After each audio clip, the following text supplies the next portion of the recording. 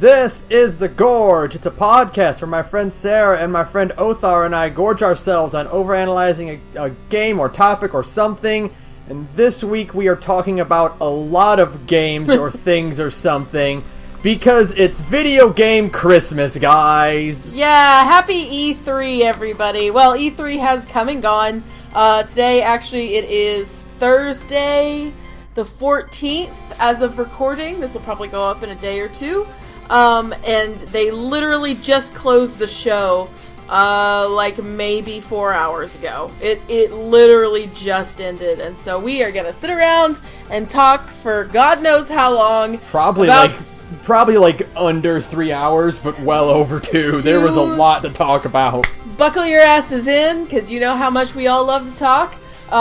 We are joined yet again by the beautiful Othar, or Ian, or Oates, or whatever you want to call him.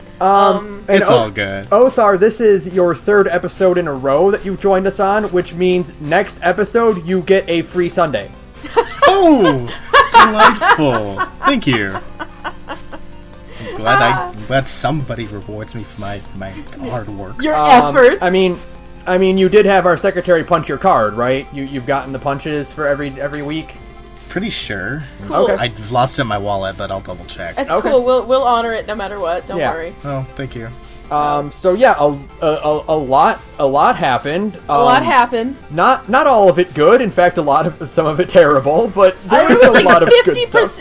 It was either this year's E3 was either one way or the other. It was either like fucking awesome or just garbage, and there was no middle ground. You got some really high highs and some low lows. Yeah, and when it went low, boy, it somehow always found a way to sink even lower, no matter what happens. You think you've hit rock bottom after Ubisoft, but no. Square Enix found a shovel and they started digging.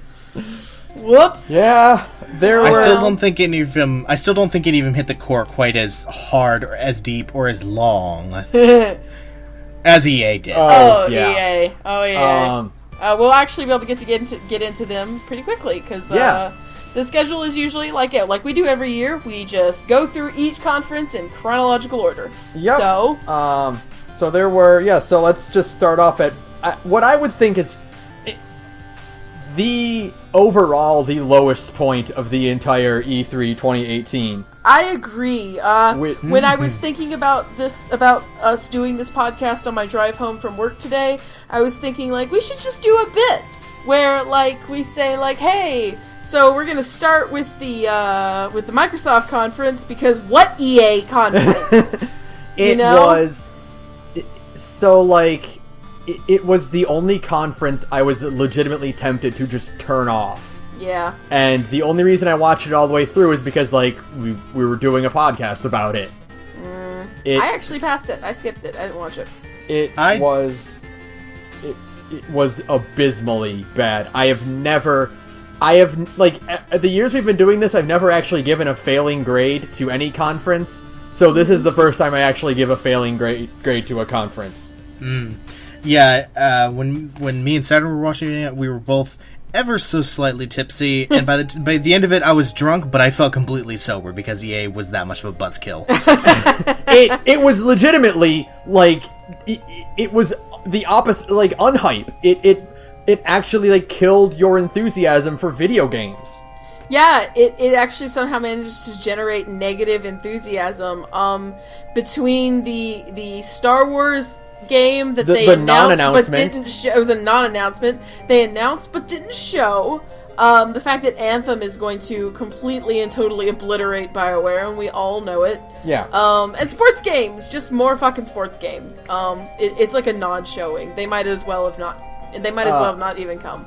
So let's just. I just have a list of things they announced that are kind of relevant. Battlefield Royale is obvious. They're doing a battle royale for Battlefield. Duh. FIFA, Madden, they spend an ungodly amount of time on fucking FIFA, and who cares? That's because it's the World Cup, you know. Yeah. I mean, that was. I've never seen anything for investors harder than talking about FIFA. Yeah, you're definitely not playing to the room with that one. So anything else? What? I know there's Anthem. I know there's Unraveled 2. Sea of Solitude and Unraveled 2 were the only things that looked somewhat acceptable. They brought out the nervous Swedish guy and the nervous German lady. They played Command and Conquer mobile game on stage, an entire round of it, and nobody was interested. Which was like the moment where I'm like, I need to turn this off because I'm getting angry at this. Yeah. Man, the Command and Conquer trailer on YouTube has the most absurd likes to dislikes ratio ever. I would bet. They got ratioed super hard, and I love it. It's so much Schadenfreude, you know? Oh my god. And yeah, Star Wars Fallen Order is it's I seriously think she did that on her own. Oh, like yeah. That wasn't supposed to be like in the conference, and like she just saw like the dev in the audience, and she's like, well, I can fill a few minutes right now. Because no, not even a title card, not even like a year it's gonna come out. Like, hey, we're making a Star Wars game. It's gonna have Jedi in it. That's our announcement. Bye. Yeah. No, that woman was tragically taken out back and shot as soon as that conference was over. She lost her job for sure. Yeah. And then they had to announce that Anthem doesn't have loot boxes because that is the albatross around EA's neck forever. Yep. I want them to push that boulder up every single year and have it roll back down onto them every single year. Yeah. Boy, how about Anthem? How about Anthem not having anything that makes a BioWare game even remotely interesting? Like how do you make interactions, no romances? How do you find a way to make jetpack robots in cool cloaks fighting giant monsters boring? BioWare always finds a way. EA will always find a way as long as they can find a way to make it soulless. EA finds a way. Yeah. They sure do. Yeah, thank you, Dr. Malcolm. That's literally it. That's it. That's it. F minus. F for sure, without a doubt. F minus. I would say 0 out of 10, but you brought like 2 things, so I guess it's like a 2. You brought 2 things that I liked, but I might not even buy because like I still don't know what Sea of Shadows is. Or Sea of Solitude is. I won't be buying Unravel. I bought Unraveled 1.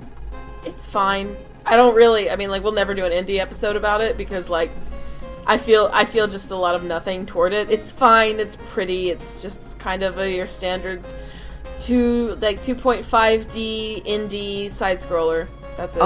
Unravel 2 looks a lot like you could just play Kirby's Epic Yarn and get the same experience. Yeah, get the same experience. Yeah, I agree. Play some co-op Epic Yarn and you're good. That's it. So let's move on to something fucking awesome, and that is the Sony third party show. Yeah, the Sony, Nintendo, Square collective showing, also known as the Microsoft presser. Microsoft. So let's talk about the only exclusive of note from Microsoft, which is Halo Infinite, which is going to be Halo Battle Royale, which is fine because the Halo multiplayer is fun. Well, hold on. We also found out that Crackdown 3 was actually a real game and not canceled. Crackdown 3 is never coming out. Crackdown is not a real game. We promise it's not They didn't announce Crackdown 3. They weakened at Bernie's Crackdown 3. they just dropped Terry Crews up on some string. And he's put some still sunglasses here, guys. on him. Look, it's fine, guys. To Crackdown 3. Here's my thing about Crackdown. Like, is Crackdown really even that big of a property? I don't think so, but here's what I do think. I'm pretty sure that the reason that they just kind of stopped doing anything about it at the time was because Agents of Mayhem came out last year, and there's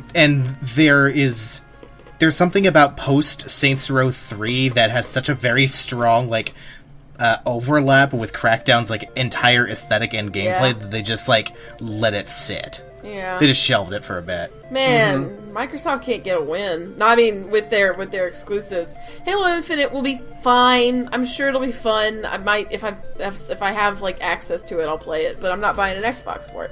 Yeah, no, it's not Xbox worthy for sure. No, and it's fine as a concept. It's fine. They announced. Oh, they did have two others, which was the embarrassing. Well, we'll do first is Gears 5. AKA Nobody Cares. Gears 5 and Gears Pop, which no one doubly cares about. Gears Pop is probably the most embarrassing thing I've ever seen in my entire life. I thought I was going to curl myself inside out from secondhand embarrassment just watching it. What I'm afraid of, what I'm most afraid of is that there will be more Pop games. Oh, there's going to be more Pop games. Welcome to hell. We are in the worst possible timeline, sort of. Oh, man. Kind of. I guess this is the sacrifice we make for all the good shit we got at E3. Right? We're gonna have to live with Pop games in order to keep This is having... what we got. Yeah. This is what we got for 2017 being the year of games. This is the sacrifice we make, guys. We're gonna have to live with it. That's the equivalent exchange. So, okay, let's Let's holy talk about shit. positive. Holy fucking shit. Hey, Sarah. What? There was a game that was announced. It's Johnny Young Bosch is in it. I don't know if you know about it.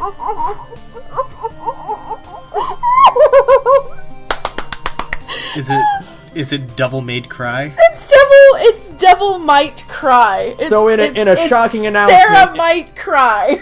In a shocking announcement, DMC 2 is coming out. For some reason, they changed the 2 into a 5. DMC 2 remastered. No, fuck it. We're getting DMC 5. It finally happened.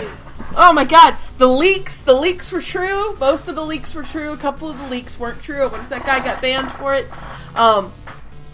Yeah, fucking DMC 5 is here. It looks good. The trailer has gameplay in it. Itsuno did an interview with Inside Xbox after the press conference where he talks a little bit more and you guys see more of the gameplay. There's gonna be on June 20th, I just saw this on Twitter like 2 hours ago, on June 20th there's going to be a whole Capcom TV thing about Devil May Cry 5 with even more gameplay, and they're gonna be at Gamescom probably with the demo. Oh yeah. Shut the fuck up! Awesome. I can't believe that, like... Fuck up! Honestly, I cannot believe that Capcom would, like, hold their cards that tightly to their chest. Oh my god. Because, like, Devil May Cry is definitely a game that could, like, even if I didn't see, like, the date for it, I would have, like, immediately went, oh yeah, that's a January release. It's gotta be. They have too much, like, done, you know? It's a maybe. Right now, the rumor is it's a March-April release, because January is for... a thing we'll talk about later. Yeah. I mean, I don't know. I don't know how much overlap those groups would have, but I mean, I guess it is Capcom wouldn't want to try to sabotage their own sales. So yeah, no. They're gonna put that one off probably. I'm gonna guess until April. You've heard it here. That's my prediction. We're gonna get Devil May Cry 5 in April 2019. So. Kind of far off, but not too bad. I don't have to wait 4 years. It's already been 10 years. I can wait 8 more months or however long it's been. Yeah. How about Itsuno and his translator coming out on stage and being like, "Do you want a real Devil May Cry?" telling Nick Robinson and Ninja Theory to eat a dick. That was the best moment of E3 as far as I'm concerned. It was excellent. Like, I needed that little bit of catharsis. I needed that for my soul. I needed that, and it's going to be running on the RE7 engine. It's going to be 60 frames per second the whole time, which is really cool. I'm so happy that like the RE7 engine is a thing now. Yeah, RE engine is good as shit. It looks great. I don't care what people say about the faces. I think the faces look awesome. They look fine. They look fine. Whatever. They look fine. I mean, people are being picky. I think like the weirdest thing ever is people are like, "Oh, Mia looks so weird in Resident Evil 7." Yeah, she's been locked up in a basement for like months. Yeah, she looks like a person. She looks a little iffy. No, that's the thing though, is that like these people actually start to look like persons and not like anime. Like, you know, like I don't mind like anime style games, obviously, because there's another game we're gonna be talking about in about 3 minutes.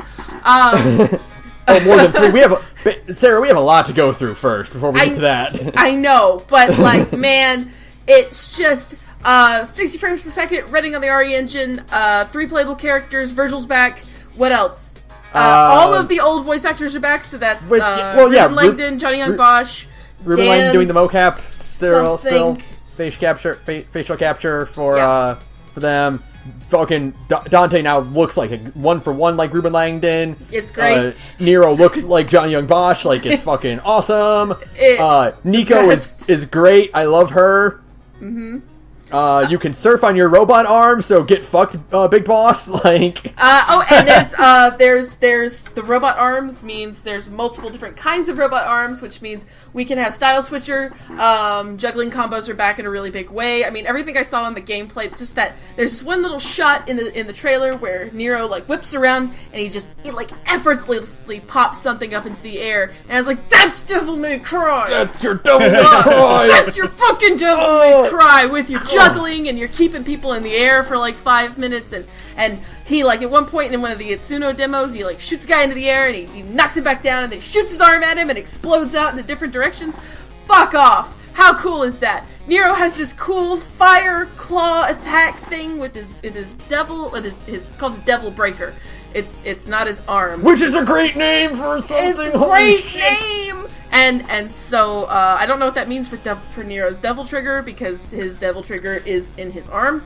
But who cares? Fuck it, it's Devil May Cry. It looks great. It's back. What I'm betting this means is that they are giving Nero the arm stuff, mm-hmm. and they are going to like push Dante's Devil Trigger even harder now. Yeah. Dante's Devil Trigger will probably even be more baller than ever. Right. Yeah, that's what it's like. They're gonna take Nero's cool Devil Trigger shit and then put it on Dante. Yeah. It's gonna fucking roll. Nero is like a real character now too, because now that he has like the Devil Breaker styles, he has just a ton of different style options for combos now, and there's Witch Time. There's just fucking Witch Time in this game now. You can freeze enemies. Yeah, sure, why not? Yeah, sure. But he uses Witch Time offensively instead of defensively, like Bayonetta does. It's because he attacks, like he freezes someone like in time, like he doesn't dodge out of the way. It's an offense thing he has now. It's like it's an offense thing. It looks fucking dope. Oh god, I guess I'm playing Devil May Cry now. Yeah, Devil May Cry is. I've been playing Devil May Cry since it came out, and it's kind of like my like sleeper love, because I don't talk about it much on the Twitter.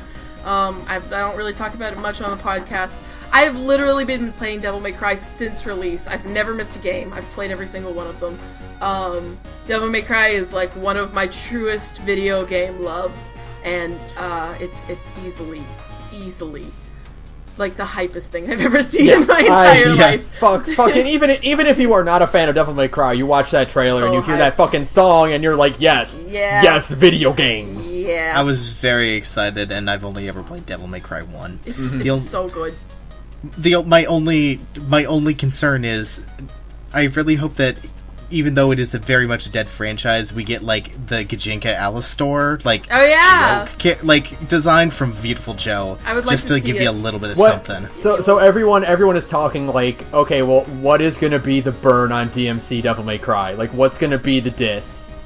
And like what I want is like fucking Trish or Nero to be like, Dante, look at you. You're getting old, man. You ever think about dyeing your hair? And Dante's like, man, I would look awful with black hair, don't you think? Wah, wah, wah. Wah, wah, wah. Yeah. I'm so fucking hyped, y'all. I'm fucking hyped. Oh, God, it's going to be great. Unbelievably so.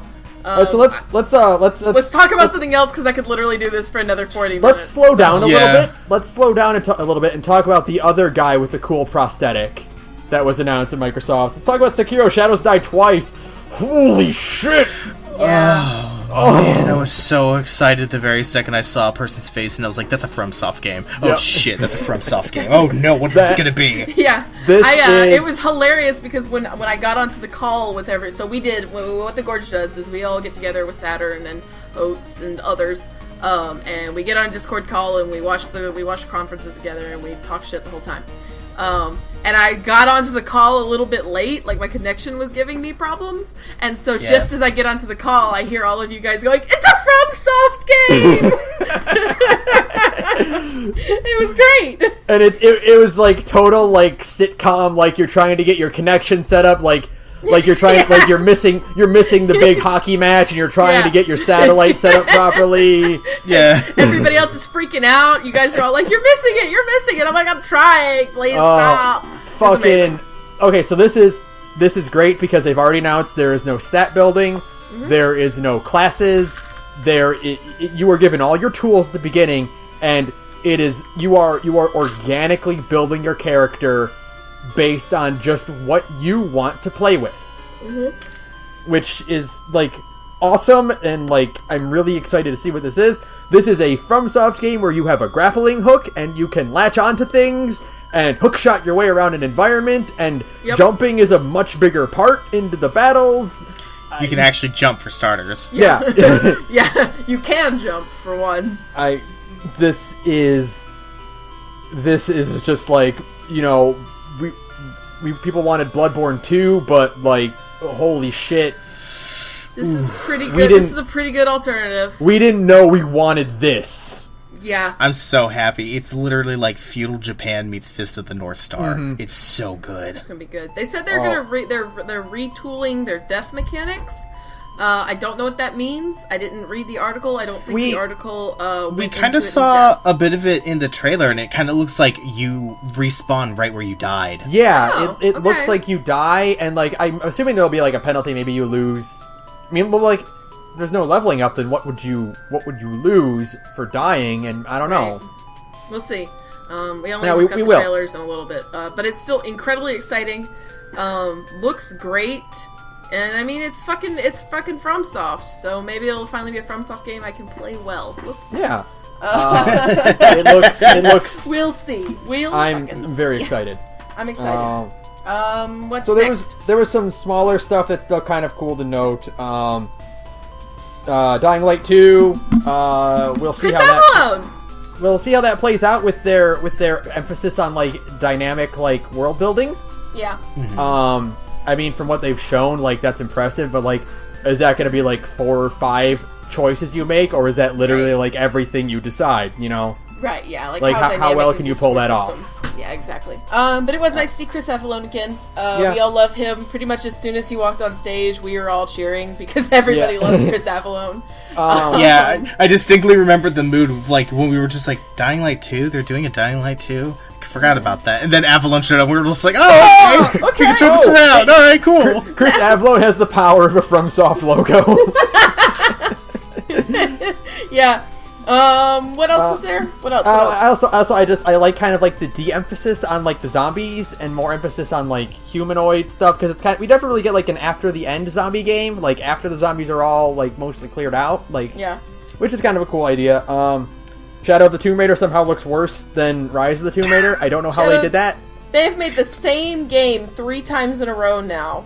Just give me Uncharted. I watched that, and all I was thinking the whole time they were doing the stealth mechanics, which is, God, I want to play Arkham Knight again. Yeah. Or, you know, any other game except for more suffering porn with Lara Croft. We're all bored of it at this point. We, you know, let's see what else we got. Jump Force. Jump Force looks cool, but there's I didn't see the gameplay, so the gameplay videos make me think a lot of like what would happen if you mashed like the 3D Naruto games. They're kind of like, you've seen the gameplay of the My Hero Academia game, right? Yeah. You mash that with Xenoverse. Okay. And that's kind of what it is. The Naruto characters look very weird. The One Piece characters look like acceptable, but Goku and Frieza look amazing. They look great. They looked really good. I was so happy seeing Frieza. And I loved that the trailer of the game was not like, oh, it's Orochimaru, Crocodile, and Frieza, and they're fighting Goku, Luffy, and Naruto. No, it was Goku, Luffy, and Naruto bully Frieza for an entire trailer. And then all of a sudden, out of nowhere, at the fucking end, they just show Light. Light. Yeah, sure. Jump Force will be interesting based on its roster alone. If it has a good roster, I'll actually care. If it has a bad roster, meh. if they show, yeah, it really depends. Like, for one thing, it depends on like who they're pulling from and like what they're pulling from and who they pull from it. Yeah. Like, because they had like that Jump Ultimate Stars, which was kind of cool, but like its roster was kind of weak. Yeah, it wasn't its roster was definitely based off of like the like Japanese popularity polls and did not give a shit about Western ones. I would love if they are. I would hope that they're putting My Hero Academia characters in. They're going to. I would if they're putting characters like Light in. My fucking dream is Emma. Yeah. I would fucking like flip my shit Emma if they put in the Promised Neverland characters or Dr. Stone characters. That would be cool. That would be amazing. Hopefully, stuff like JoJo or the classics, Bleach would be, We'll it depends. probably get Bleach. I can see us at least getting Ichigo, but yeah. I'd love to be able to play as Jotaro and fight Light, and it's basically just a stand fight. I want that so bad. What it would be is Jotaro would pull what he did on Enya and like write his name wrong, and Light's like, what? No. The dream is the dream is old school Joseph versus Light. No, yes! I was gonna say Joseph is just like, you're about to write down my name, Johnny Joestar, aren't you? Part 2 Joseph clowning on Light is my dream. Oh my god. Okay, what's next? There's so much. Cuphead Delicious Last Course. The DLC. The DLC. Clever. Super clever. I love Miss Chalice. That's so cute. I'm genuinely kind of weirded out at how they de-aged her, because like I'm so used to the original one that I'm just like, okay, so what happened to this flapper mom, and why did she just turn into like fucking olive oil? She also made a deal with the devil. Yeah, I wonder like, Othar, did you see the drawing someone posted where it says we're the Cup brothers and I'm the Cup sister Chalice? Oh, yeah, Warner Brothers joke. Yeah. I get it. That looks, it's gonna be fun. I'm surprised they're putting out like a DLC pack like this, like because like that's a lot of production. So I'm assuming it's cutting room floor stuff. I'm assuming it's gonna be either that cutting room floor stuff or like it's not going to be the exact dedication they put into the base game. Yeah. I'm willing to bet that it's cutting room floor stuff that they were able to do because of just how much sales that they made. Because Cuphead was amazingly profitable for them. I think it's still in the top sellers list on Steam right now. So it deserves it. God. Just so you guys know, I am saving the very, very big things for the end, so I'm just getting through like what that's fine. We have here. Let's hit the small things. Battletoads is coming back. It looks like it's going to be like animated sprites instead of like pixels. Cool. That's a big shrug from me.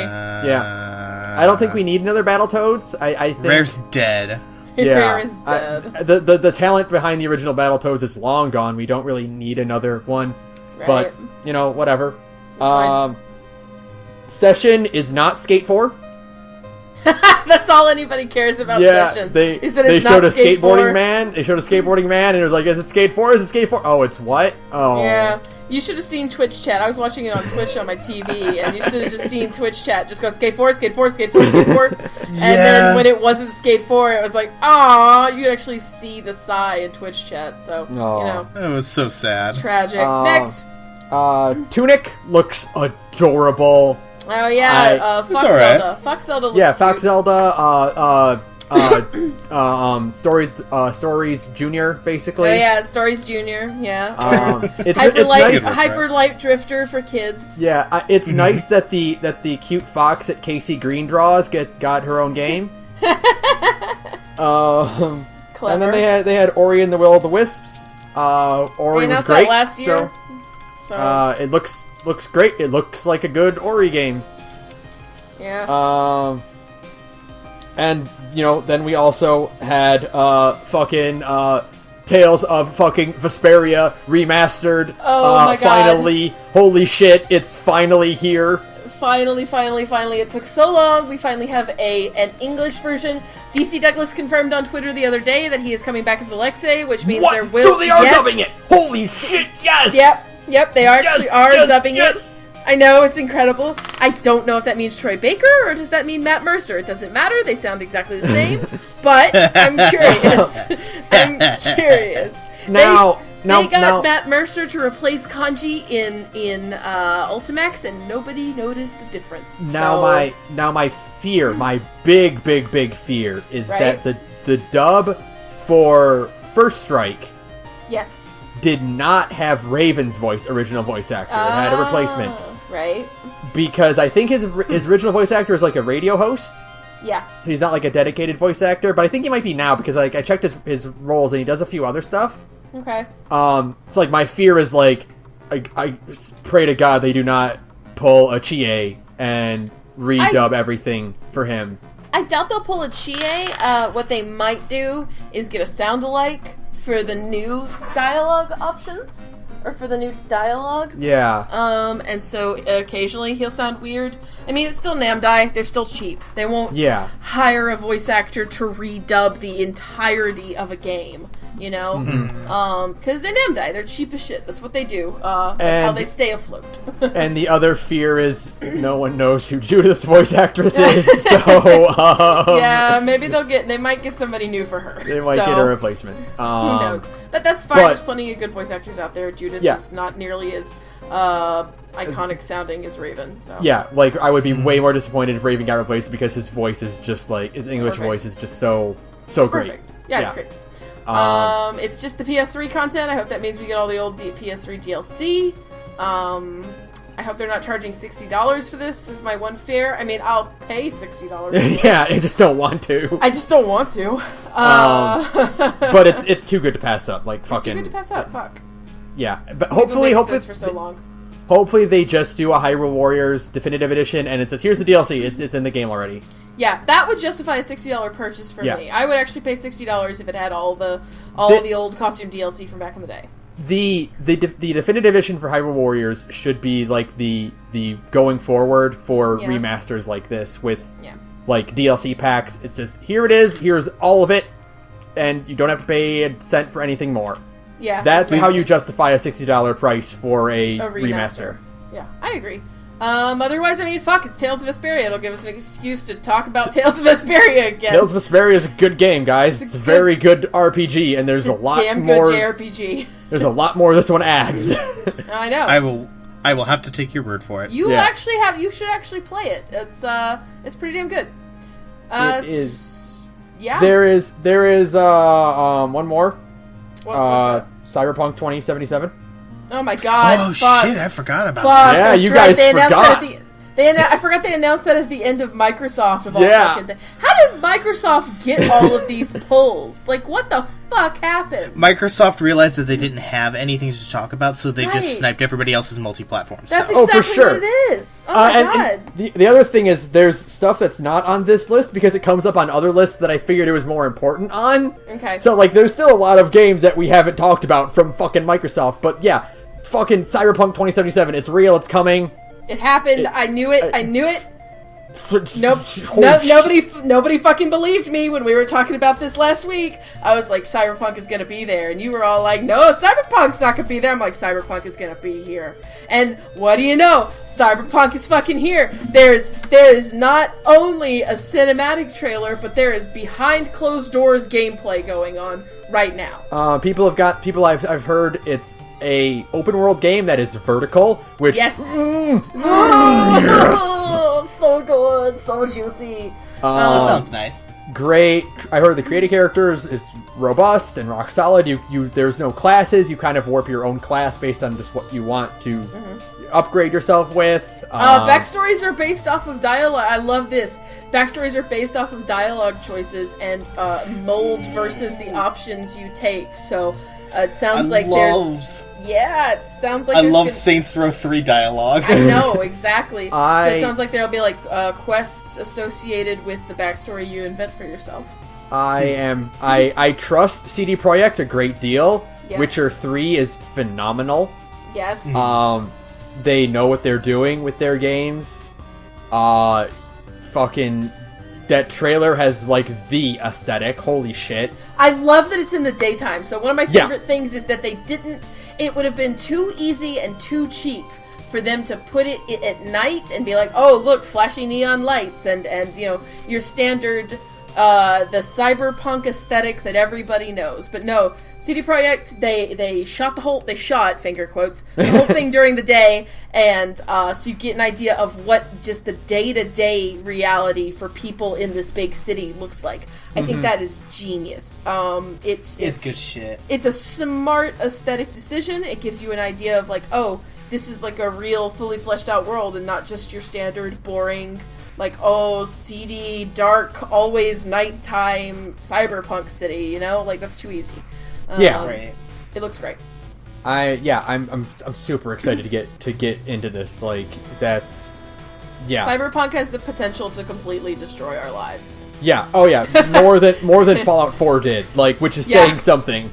Yeah. Cyber Project. Fuck. The other one, Cyberpunk, is just everything we're hearing about it from the GameSpot. GameSpot had they answered a lot of questions about what's going on behind closed doors. There's a really good Reset Era. I don't know how to say that website's name. Great thread if you want to go Google that about the stuff that has been seen in the gameplay demos that journalists are getting to look at, and it just details it all out perfectly. It sounds great, in depth, and I cannot fucking wait. I cannot wait for Cyberpunk to completely ruin my life. And let me just see what else we have. I think Cyberpunk is like the big final announcement. It's the big thing. And then there's this Metro Exodus. Looks alright. They showed off their Forza, which is just their way of showing off how pretty they can make things look. And I did like the idea of ruining the peace of this quiet European English town. village. Yeah. I am kind of sad that it basically has taken the remains of what is left of Burnout. Yeah. Mm-hmm. Yeah. It's just not nearly as destructible or as explosive or as fun as I have as Burnout Paradise. So yeah, honestly, if you want a big explodey racing game and fancy graphics center thing, just go play Burnout Paradise Remastered. It's so good. It's so good. Yeah. It's like literally the greatest racing game of all time. So we should drive a convoy together and just. Oh my god! Yes! Holy shit! Okay, sorry. What's next? So here's the thing. I have to give Microsoft a failing grade. You have to give Microsoft 2 grades. I'll give Microsoft 2 grades. One is the grade for selling me video games, and that's an A fucking plus. That's an A plus as far as like promoting video games in general goes. Like, yeah, fucking they crushed it. Yep. Everything they showed was hype in some way. Now, selling me an Xbox. Fucking F. F. The essay was on multi-platform stuff. The essay was on the American Revolution, not the Civil War. Yeah. That's fair. Like, as far as selling me Microsoft games, they bombed it. They didn't show any Microsoft games that I care about. So They did sell me on the idea that these are all going to be PC games, so in that regard, Microsoft wins. Like, and to, like, completely, like, you and I were both worried, Sarah, like, oh, Tales of Vesperia, what if it is Xbox exclusive? I would literally kill myself. It's coming to the fucking Switch, so no, it's not. Like... It's on everything, idiots. Microsoft just sold a Switch to Sarah. Yeah, exactly. Microsoft got me to buy a Switch finally, not to buy an Xbox One. In fact, you play Tales of Anywhere. Yeah, I'll play Tales of fucking Anywhere. Oh my god, trust me, this is gonna ruin my life. And the fact that I would almost give them like a D. Like, okay, you didn't sell me on your system, but I don't like any of the stuff, like any of your exclusives, so that's why. But there's stuff out, maybe like a C. Like maybe there are people out there who own Xboxes who are seeing all of this and seeing Gears and seeing Crackdown and seeing Halo Infinite. They're like, fuck yeah, that's why I own an Xbox. But just for the Funko Pop bullshit alone, F. Yeah. I refuse to own a console with the fucking Funko Pop Gears game on it. So, sorry Microsoft, you fail. Yeah, that's basically about it. That's it. And we'll get back to more stuff they announced in other conferences, but let's move on to the other, like, fucking fucking great showing of Sunday. Oh, the surprise. Oh yeah. No. Sorry, the surprise hit was on Monday. Yeah. Bethesda had a very weak beginning, but they ramped it up in a pretty big way. They didn't have a weak beginning. It's just that journalists are weak and don't appreciate Andrew WK. Yeah. Game journalists are weak. That's what it is. Rage 2 actually looks pretty fun. Looks interesting. I can get behind it. It looks like it might scratch the itch that Far Cry 5 didn't scratch. Mm-hmm. They showed off like those cool weapons and shit, those grenades you can use. Like, yeah, that all looks pretty neat. I like mobility options. I'm really interested in. I like the pink and blue aesthetic. Yep. It just doesn't have create a character, and if the main character is going to be like a blank slate nothing, and you don't have create a character, then like whatever. There are other games out there that I can play that do. So. I mean, Bethesda actually announced a lot of games that you can play aside from Rage 2. Yeah, exactly. Thank God. Fucking Doom Eternal. No one expected that. I did not expect Doom Eternal one bit. This is where Ben got to be right for the evening. Because Ben was like, Doom 2 and Wolfenstein. And we were all like, fuck no, you're not getting Doom 2 and you're not getting Wolfenstein. And what do you know? And I ended up being right on both counts. We got a trailer for Doom Eternal, which takes place on Earth now. So you are just going to be killing demons on Earth. All right, hell yeah. Yeah, and then fucking Wolfenstein. And then you got a Wolfenstein co-op game about BJ's twin daughters. How cool is that? That's awesome. What the fuck? What the fuck? What the fuck? I expected Wolfenstein, and even I was caught off guard by that. Yeah, it's set in the 1980s. It's about killing Nazis under neon lights. Hell yes. What the fuck? BJ's daughters better be named like Bethany and Jamie. It's fucking co-op. Hell yeah, Wolfenstein is perfect for run and gun co-op. Yes. Excellent. There's no stealth or like cover shooting in Wolfenstein. Right. I'm glad that BJ's not dead. That's good. He deserves to live a happy life. He's earned it.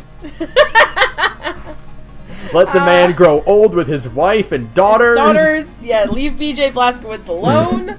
He's a good man. He doesn't deserve all this Nazi bullshit. Let his daughters kick some serious Nazi ass. I do hope that this game is kind of like the victory lap of the war. Like, I hope the plot is his daughters are cleaning up the last remnants of the Nazi regime. Yeah, don't give me some, this is like an alternate reality. Don't tell me that Wolf 3 has a bad end, okay? Yeah. Please. I can only handle so much heartbreak. I would love for it to be like a travel through Argentina to find the like Nazi remnants. Yeah, that would be cool. Fuck, that would be so cool. Yes. Because this is not Wolf 3 because they I think it's called Wolfenstein 2 Youngblood. Yes. So it's but it's not a DLC pack. It's kind of like a Death of the Outsider thing where it's just like here is a. It's an expansion pack. It's the Old Blood. They did the Old Blood for the New Order. Oh, I get it! Yeah! Oh, okay, yeah. Okay, I get it now. Young Blood, the Old Blood, yeah, you got it. So... I get it! They, what else? They had their usual, it's Elder Scrolls Online, it's Elder Scrolls card game, whatever. Fallout 76, though, let's talk about Fallout 76. Let's talk about Fallout 76 and the progressive disappointment it's become. Yeah, let's talk about that. For one thing, well, first let's get off right off the bat. Todd Howard killed all the jokes forever. Todd Howard is a good man, and I wish we'd stop blaming all of gaming's woes on Todd Howard. He fucking obliterated our ability to make jokes ever again. He snapped his fingers and half of Bethesda's audience turned to dust. Yeah. Todd Howard is what you wish, like, all of the presenters at E3 would be like, where he actually has, like, a decent stage presence, and he knows how to talk to a crowd, and he said fuck on stage! Todd Howard, you can't say fuck at E3! Damn it, you can't say fuck at the stage at E3! So he can do whatever he disappointed. wants. It's Bethesda. I guess Yeah, so. He went from Todd Coward to God Howard. Good old Tricky Todd. Tricky Todd. Tricky Todd, the Lord of Lies. He still somehow came out on top, even if I am disappointed in Fallout 76. Yeah, which is a shame because, like, 76 is slowly becoming more of a disappointment. I expected... it's not... I mean, I guess it's not Fallout 5 technically. Like, it is like a secondary game kind of thing, you know? Spin-off. But, like... You can play it like it's Minecraft. It's Fallout Minecraft, and you know, obviously Bethesda games are not strong with the previous lore of Fallout games. No. But this is just like really not even trying. It's really taking a bat to the lore and themes in a way that like 4 and 3 didn't even come close to doing. You know, it's just kind of like I was on board for Fallout Borderlands. Like, I knew Jason Schreier at Kotaku, he came out like 3 days before E3, he came out and said, listen, if you're expecting a solo experience, you're going to be sorely disappointed. So I tempered my expectations, and I was like, that's fine. If it's Fallout Borderlands, where it's you and some buddies, you do quests, and you play together, and, you know, it's kind of a game that can't really be played effectively without people, that would be fine. You know, I don't mind that kind of setting. I enjoy that kind of thing sometimes. I like the Fallout setting. I like Fallout 4's gunplay. It could be a perfectly fine experience. A good way to build shit and hang out with my friends. What I got instead is the worst version of DayZ and Rust, which is a survival-based first-person game where you can't have private servers on launch. The fact that you can't have a private server on launch, the fact that I can't, like, not interact with, like, the racist, sexist, homophobic idiots that proliferate online is an instant and immediate deal breaker for me. It's such a miss that, like, I want to believe the reason it's not is because they haven't, they can't do it yet. If they patch it down the line and say, hey, we're instituting private servers, you just rent a server for $10 a month or however much it costs. I don't know how much renting servers cost. Then, like, cool, fine. I will buy Fallout 76. I'll play it with y'all. But I'm not playing 76 until I get that feature, because they say that nukes won't be used for griefing. What's going to happen is whatever server you drop into, you will have a week to build your shit before the entire area is a wasteland. Yeah, and they said, again, referencing more shit on the internet, there was a good post on our Fallout from the NoClip documentary. They kind of summarized, NoClip did a documentary about the making of Fallout 76, and they said, you know, it's technically won't be able to be used for griefing. You can reset your destroyed area if you go through certain steps, like your stuff can be rebuilt, and it won't be a total bombed out wasteland. You have to just go through a few steps and reset it. I just still see it being, and it's really hard to get nuclear launch codes. That's the other thing. It's really meant for high-level play after you clear the main quest. I get all of that. But with the way video games work these days, there will be people who will be playing this game for hours non-stop. Because it's like 16-year-olds with nothing better to do with their lives. And they will instantly have all of the good shit. And me, a 30-year-old woman working 40 hours a week who can only devote X amount of hours a week to a video game, no. I don't want to put up with it. No. It's basically making an MMORPG where PvP is always on in every area and expecting it to go smoothly. It's terrible idea. There's no way. Terrible idea. There's no way it'll work that way. No. Yeah, if there were private servers or some kind of semi-private server or something like that where you play only with invite, like you could just invite your friends to a certain map, that would be different. But that's not how this is working. You will be playing, you can invite your friends to your map, but it will also be populated with a bunch of other assholes. And I'm not looking forward to that one bit. So Fallout 76 right now is a hard pass for me, even with all the interesting stuff we saw in the trailers. It's a shame because it had an amazing debut. You know, it had the launch, the videos were all really good, but then the info we find out later is just like very disappointing. Do you just really want to keep up the stereotype that West Virginia is a fucking PvP enabled zone? I'm a little offended. Gonna be real. Also, I mean, the fact that there's no NPCs means that you cannot get the McElroy brothers to do cameos, which how dare you? A miss. It's a tragic miss. I mean, come on, they're right there. I can't even get ghouls? Like, what the fuck is this? Yeah, like this is really low effort. It's just a way to kind of pad. It's basically a really scheduled padding. They're working on other things, and they want to put out a big open world game to like kind of pad the time between the release of Starfield and ES06. Yeah, I will say, or just ES6. Yeah, I will say, though, that if they do it like Elder Scrolls Online and they just, like, patch shit in every now and then, and they also give us private servers, I'll be in. I'll be in. There's a few things I'm not here for launch. I'm not here for launch. No, absolutely not. There's a few things they're doing I respect that I don't hate.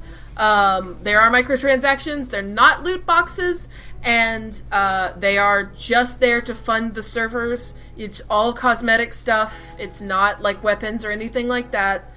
And it's, what was the other thing? It's not loot boxes, it's all cosmetics. And you can earn all of it in the game if you want. Yeah. That's all good. Respectable, but right now, with the fact that I have to play with the general population, that alone is enough to keep me away from Fallout 76 right now. Also, I forgot to talk about this, Prey DLC. Prey DLC looks cool, Moon Crash is good. That is a very interesting take for a game I did not expect for this kind of thing to have. Yeah. I wish Saturn was here. They could speak very intelligently about Prey. Yeah. I was very, very interested in seeing like what it had to offer with that. Yeah, I'll play that. I like the roguelike thing. I really want to play Prey in general. So, hopefully this means that in like a few months we'll get like a Game of the Year edition of Prey, where all of it's on one disc or on one Steam download, and I will absolutely buy it because Prey is cool. It's the best shock game to come out in the last 5 years. Mm-hmm. So, yeah. And then there were two very big drops at the very, very end of the conference. Very end. Not much to talk about, but they exist. Starfield and Elder Scrolls 6 are coming. And fucking holy shit, Todd. Holy shit, Todd. Yeah. You know what I would really love? What's that? If it was a sci-fi fantasy. I know it won't be, but I would really love a Spelljammer type of like star game. Yeah. That would be cool. Like Mass Effect, but with actual mages instead of techno mages. Yeah, so that would be cool. basically, you want Starfield to be the best Star Wars RPG ever. No, I just want Spelljammer. I want actual wizards. I don't want fake wizards. Right. I don't understand like what's hard magic. about this. Space elves, like real space elves too, not sorry. Yeah. I feel that. I don't want East Asian mysticism bullshit. I want an actual Merlin. Right. You want space dwarves and space elves and space orcs. Respectable. Yeah, that would be cool. I would be into that for sure. Otherwise, Starfield. We don't have any information about it. We have zero information on Starfield. All we know about Starfield is that it has been in development for like 6 years now. This is Bethesda's baby. It's their first new IP in 25 years, which is shocking. It really feels like Starfield is going to be like a vanity project. So what I'm hoping for is that like lots of creativity and lots of risk taking in it. And then Elder Scrolls 6. Holy shit. Elder Scrolls 6, that was really just to shut people up. Yeah, Skyrim 2. Where the fuck is it, though? Is that a dagger? I do not know where the fuck that is. We have is no that where the idea. Wood Elves come from? I don't What is know. that? I would love to see a game set at Somerset, but that's just me. That would rule. Yeah, that would be really cool. But Somerset is an island. Those were mountains. Not gonna happen. We'll might get some DLC about Somerset. I would like to see a return to where Oblivion was set, and I'm just totally gone brain dead about it. Tamriel. No, that's the name of the world. Fuck it, whatever. That's the name of the continent. Cyrodiil is the name of the. Cyrodiil, thank you. I was totally blanking out on that. The capital country. Yeah, I would like to see a return to Cyrodiil. That would be nice. The one interesting thing going back to Fallout 76 real fast is that Fallout 76 is running on a new engine that allows. That is cool. That is cool. That allows for a greater draw distance. That's pretty cool. That's pretty cool. So it has it's 4 times the size of Fallout 4, and it has 3 times the draw distance of Fallout 4. So that's interesting. Cool. Yeah. It'll actually feel like walking through West Virginia then. It'll be good. It's good to see the tech that will clearly be getting used, especially in TES 6, maybe in some capacity in Starfield. We'll see. Yeah. It depends on how far along Starfield is in development, you know. But yeah, besides that, they did a bang up job. You know, a lot of surprises. A lot of surprises, like Wolfenstein and Doom, and Elder Scrolls and Starfield. We are 4 for 4 on big hype announcements, the ones that I wanted. Yeah, big good announcements, things that we've been wanting to hear about. Next year's E3 will be interesting because I bet we will actually have some kind of Starfield something next year. That's what I'm really looking forward to. So yeah, it's a solid B plus. Solid B plus, yeah. They spent a bit too much time talking about fucking Quake and we didn't even talk about Quake. General talking and on stage, but they had a lot of really great announcements. Yeah, absolutely. Maybe someday they'll patch out no private servers on Fallout 76. Yep. And we can speak intelligently about it. So, yeah. So the next one actually kind of snuck in there. Because the next one, I don't know if you watched it, Oates. I know Sara did. Devolver Digital.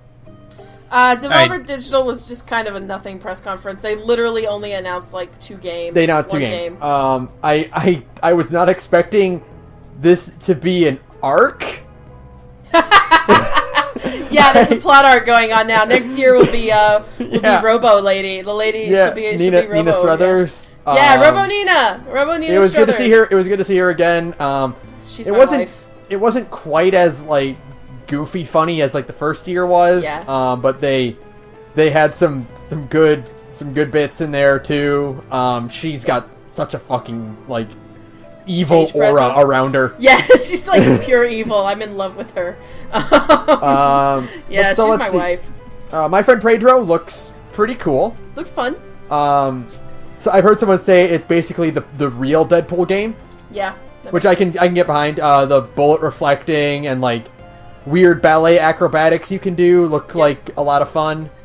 And then the other thing that actually matters is... And then the big thing. Speaking of Japanese games we never thought we'd get. Metal Wolf Chaos XD. Thank you, Matthew Kowalewski, Patrick Blavin, Wooly Madden, and Liam Allen Miller. Yep. It's your guys' fault. Literally. They literally said on stream later, one of the guys from Devolver was we got interested in Metal Wolf Chaos because of this YouTube LP channel called the Super Best Friends. And I was oh my god, yes. So that's literally why we're getting Metal Wolf Chaos. That's literally how it happened. So awesome. So you speak of influencers in the online medium. It's these chucklefucks from Canada. These paunchy chucklefucks from Canada have got a whole video game brought to the United States, and I'm excited. I will play the shit out of Metal Wolf Chaos. It looks so stupid, and I'm really in love with it. I can't wait. I love that one of the selling points is it's the same voice track. It's the same bad voice track from back in the day. Yeah, Vice President Dick Wolf, I think. No, what's his name? Shit. Richard Hawk, I think. Dick Hawk, that's it. Dick Wolf is the guy who makes Law and Order. Oh, I'm just you fucking talk about bomb drops, that's it. That's excellent. This Western studio is bringing on the port of this obscure Japanese game. Awesome. I'm so excited. It looks so stupid. So, next. Yeah. Well, that's it for Devolver Digital. So, we had a really good Sunday. Yeah, we did. And then something went horribly wrong. And then Monday happened. We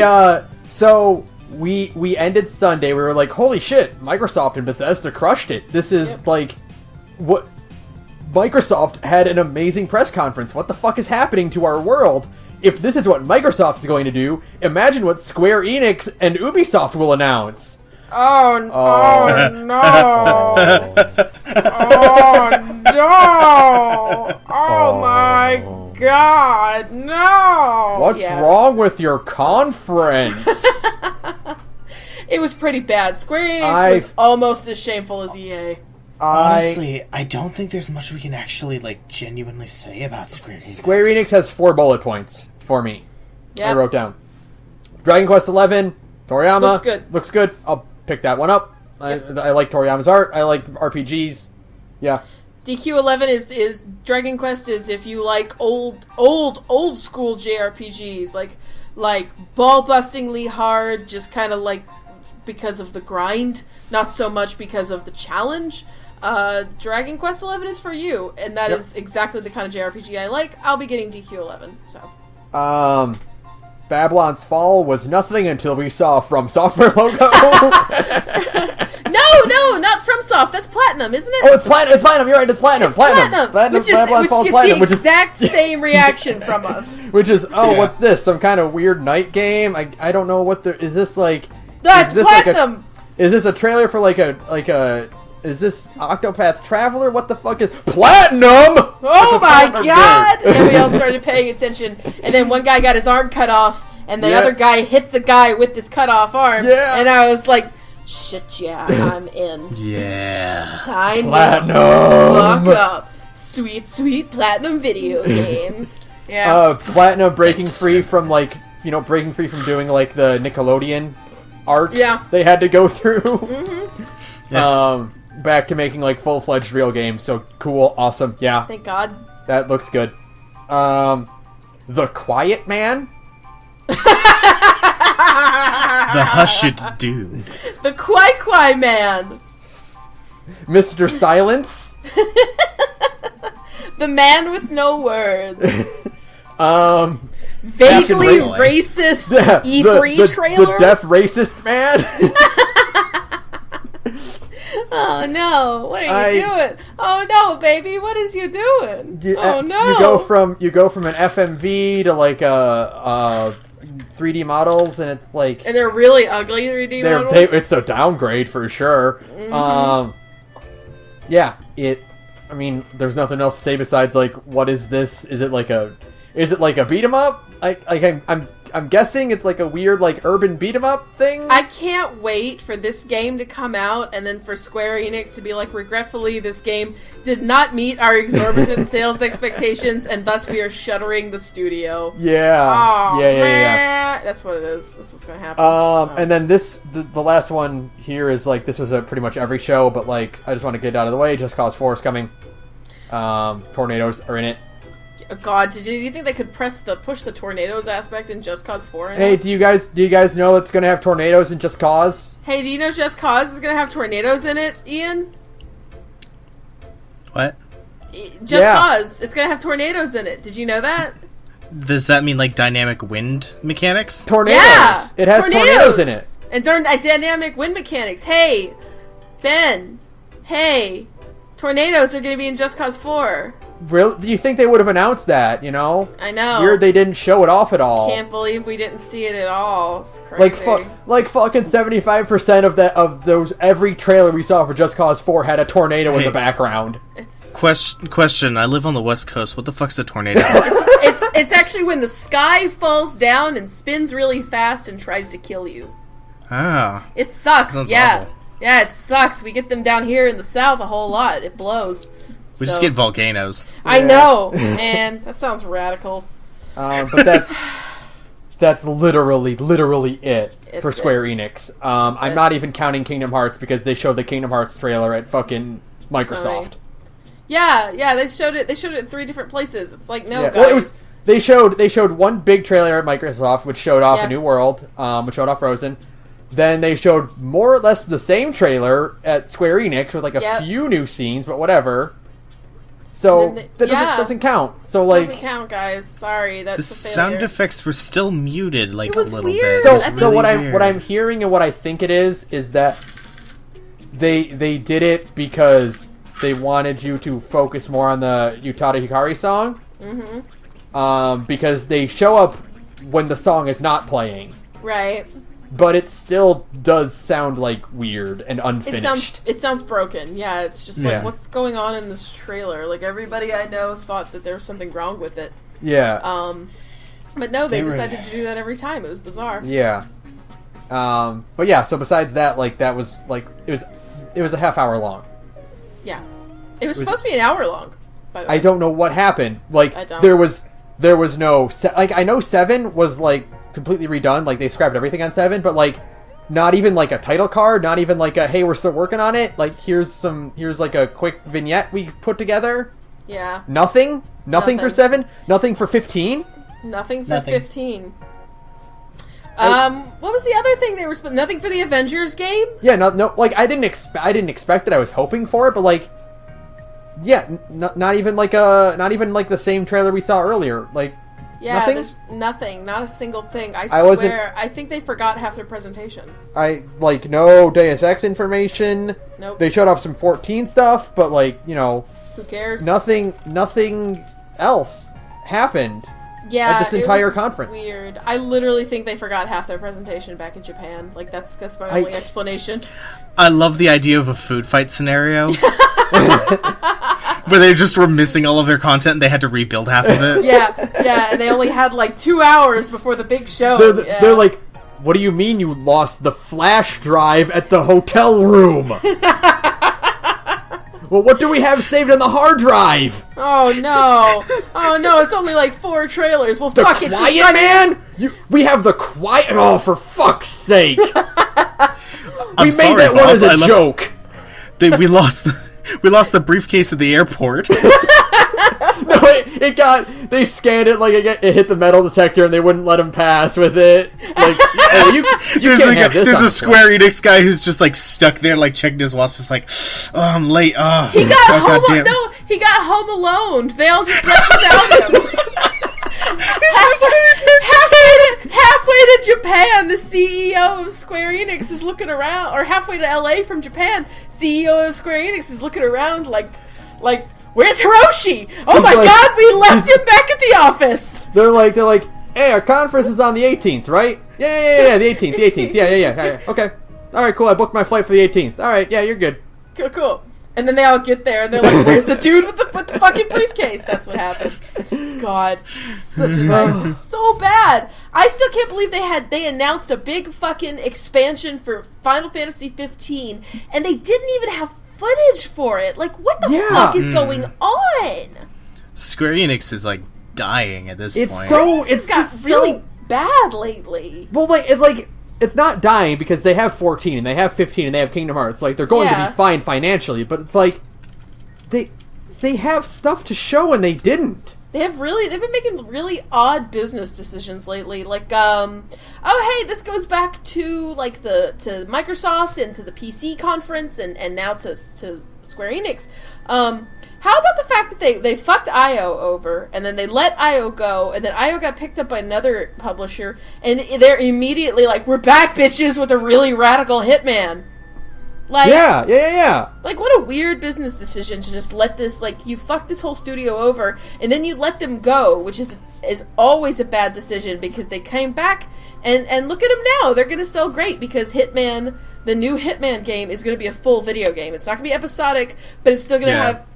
It's going to have post-release episodic content, but the whole game is going to be on one disc with like a bunch of cool post-release stuff to do afterwards. Like, seriously, guys? That is such a no-brainer to just, like, let IO do what they're really good at. Like, it blows my mind. So, yeah. It's just so... It's so... Like, it feels like there's, like, internal turmoil in that company, because, like... There is. Well, yeah, I imagine that's part of it, but I'm wondering if it's kind of like a situation with Konami where, like, it's deliberately being liquidated slowly but surely by Yakuza devs, like, who own stock. Yeah.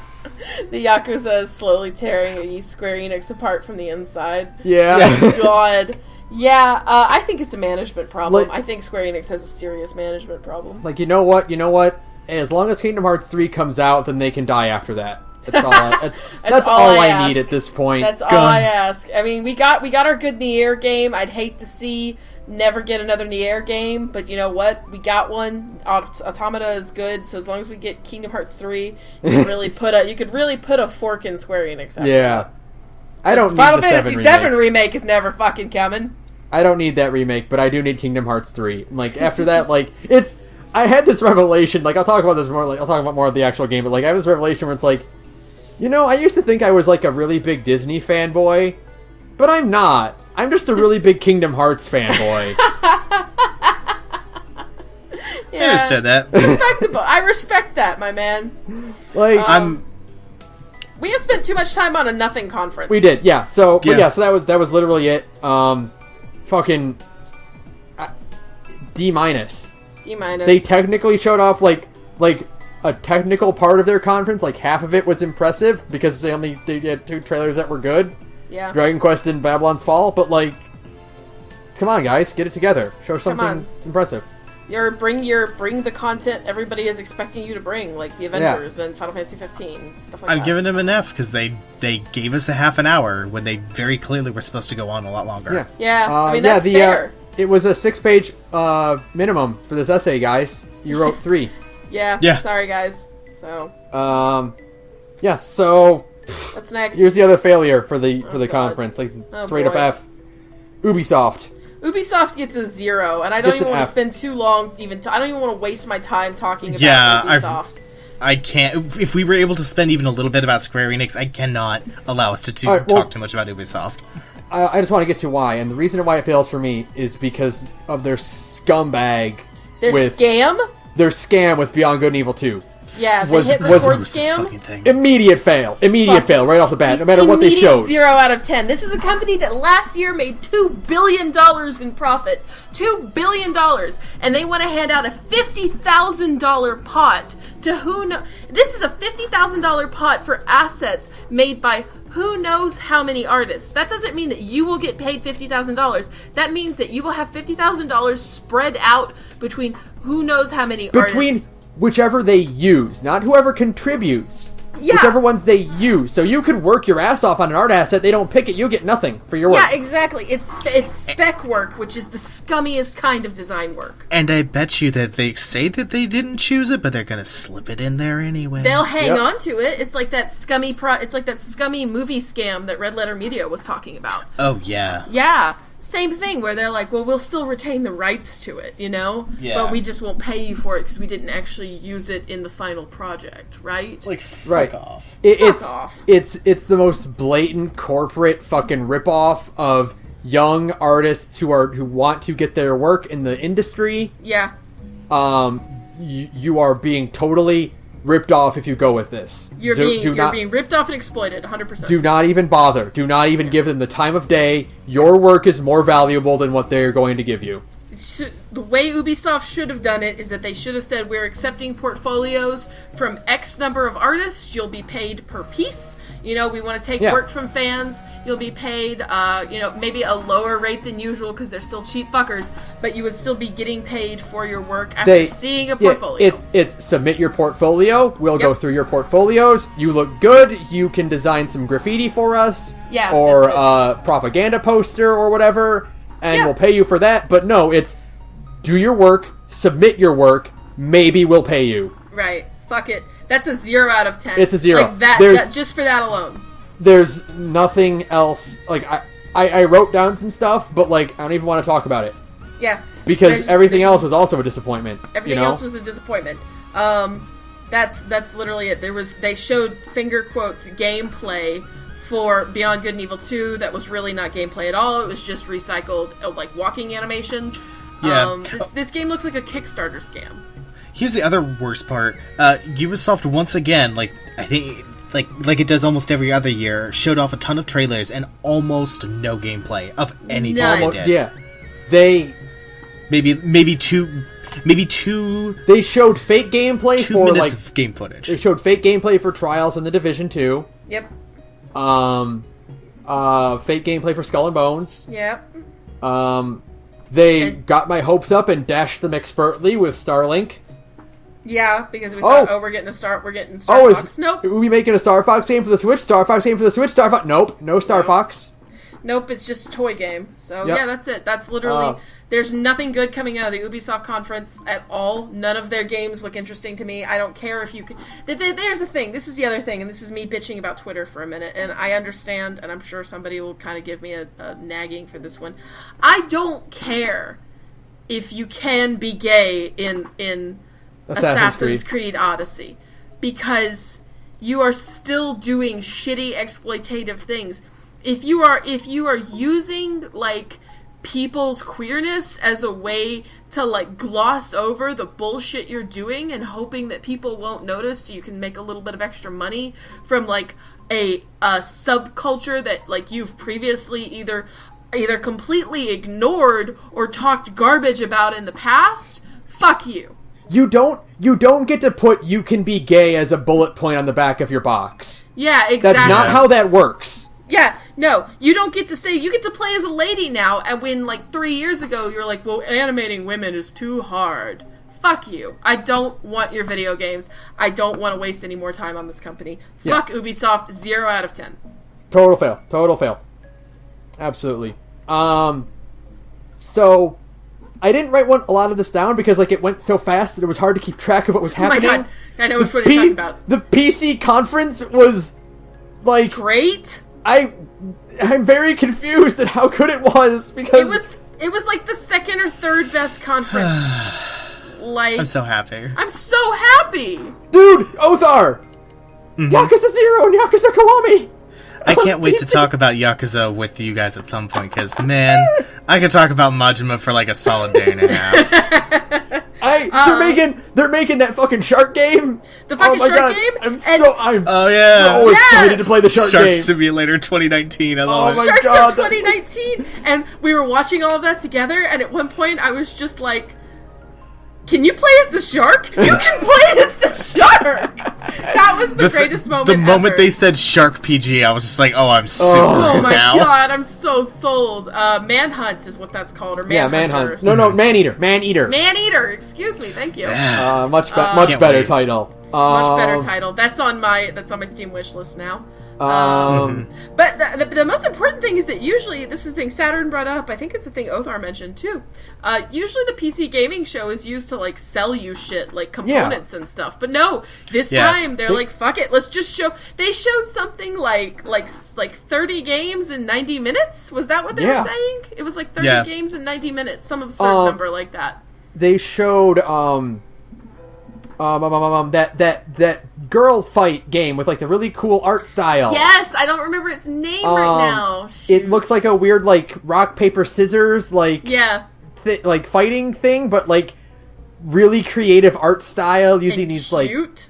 I'm excited for that. They showed off the Sable. How about Sable? Fucking Sable. Sable is the winner of that conference.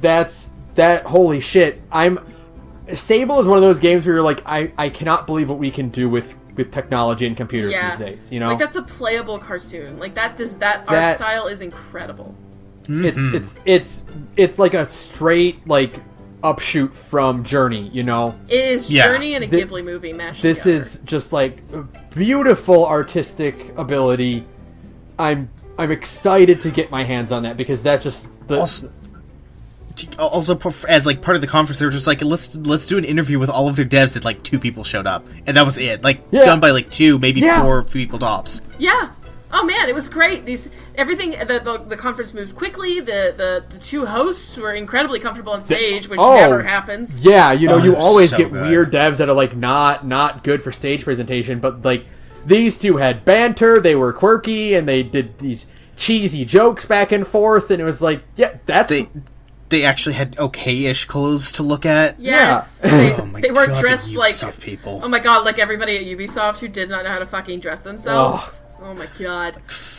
We didn't even talk about that one guy's scarf. That one guy's fucking scarf. He's like melting on stage underneath can lights, and he's wearing a fucking hipster scarf. Fuck that guy. He's wearing like 3 shirts and like a scarf. Like, come on, dude. Chill the You fuck can out. see the makeup melting off. Yeah, Oh my God. you're in California. In June, my dude. Come on. You don't Dipshit. need a scarf, dipshit. Him and Phil Spencer from Microsoft. Both of them just looked like they were melting. Oh, poor Phil. Poor Phil. Poor Phil looks rough. Like, I would not want to be. This is going back to Microsoft, but man, you would. Poor Phil Spencer looks rough. Like, this is a man who's clearly losing sleep over the fact that his console is failing. Like, he looks bad. And I feel really bad for him. Mm-hmm. Like, holy shit. But yeah, I mean, because no one ever really pays attention to the PC conference because it's usually for like selling parts and like maybe they show off a few like games, but like the games they usually show off are designed to like promote their products, you know? Yeah. Like, look what this graphics card can do to this game, you know? Yeah, exactly. But no, this time they had one spot, a single spot from one of their advertisers. Yeah. Acer came up and they talked about like crazy fucking monitors for a few minutes and a $9,000 gaming laptop. A $9,000 curved screen gaming laptop. I guess this is the wildest thing. I guess they say, and they had already sold out of them. So the old adage about a fool and his money are soon parted is still true. Speaking of PC and speaking of Yakuza 0 and Kiwami on PC, they kind of snuck this one in, but Othar, Hokuto no Gakuto is coming with an English dub. I cannot believe the English dub part. I cannot genuinely believe. I'm getting a Fist of the North Star game that's going to be good. Finally. And good in English? Like, fucking... yeah! I'm really excited for it. I've already seen bits and pieces of gameplay for like the game as it's been released out in Japan, and I'm very excited. I cannot wait to beat people up with sound effects that occurred from people that are uttered out of people's mouths. Yeah, awesome. That and the PC conference were just like fucking. PC conference was great. PC conference was excellent. It was actually we were gonna skip it, and then I think we all got bored, and we were like, well, we'll just leave it running in the background while we putz around. We weren't even on a phone call together. We were all just like, let's just putz around and talk and watch the PC conference while we wait for Sony. Wait a second. We have a problem. This is actually really good. Yeah. What else was there? There was so much. That's the problem. There was there was so much. I can't even think of all of it right now. Just go look all of it up on the internet. Look it up on YouTube. It was there was one more I wanted to talk about, but I'm trying to think of what it was. Oh no. Oh yeah, I'm glad we're getting another Left 4 Dead in the form of The Walking Dead. Oh yeah. The Walking Dead's actually a fun zombie game. Yeah, which is shocking. What the hell? I mean, it's not Left 4 Dead 3, but we'll take it. Whatever. I'll take it. Yeah. Yeah. Walking Dead, the final season is The Walking Dead. It's more Telltale. Who cares? Telltale apparently has announced a Stranger Things game. Whatever. Oh no. Yeah. So that's but yeah, PC was actually really fun and enjoyable. I was PC surprised. was fun. There was a ton of really interesting indie titles announced. So what is this fucking backwards ass pageantry where fucking PC does a better job than Square Enix and Ubi? I love it. PC is how all the conferences should run. Yeah. Yeah. It's just refreshing to have two people who are confident and having fun on stage. And they brought out a weird mascot guy. A cake mascot guy? The duck. Yeah, sure. Cake Duck. That guy's the hero. That Cake Duck is my hero now. Yeah. Really weird, but yeah, sure, whatever. Sure, yeah. whatever. It's fine. It's cool. So yeah, man. PC was good. That's a solid B+, just for the sheer amount of shit they showed. You know? Mm-hmm. Next is the big one. Last but not least. Not last, because there's one more after that. Yeah. I always forget about Nintendo. I'm sorry. Yeah. Well, it's always sneaks in on Tuesday, so yeah. I don't own a Switch. Okay, so Sony. But Sony was. Yeah. It had a very weird beginning. Banjo Man, and then Flute Man. were both very weird, and it feels like they had like an idea in their heads, and then they realized as they did it, like, oh, this isn't working. Yeah. But the games they showed off were fucking The Last of Us 2 is finally got gameplay for it. Certainly excited that it looks good. It looks like the Left 4 Dead or The Last of Us 1, but more of it. Yeah. I say you can't sell me games with just by using like girls kissing, but I mean kinda starting to this time around. I mean, it's like the circumstances are different here because like, Ellie is established and she's always been a lesbian. It's great. And it was a sweet kiss, and girl kissing you makes me think of that time I slaughtered 10 men with my bare hands. Now the thing is, though, yes, she's gonna die.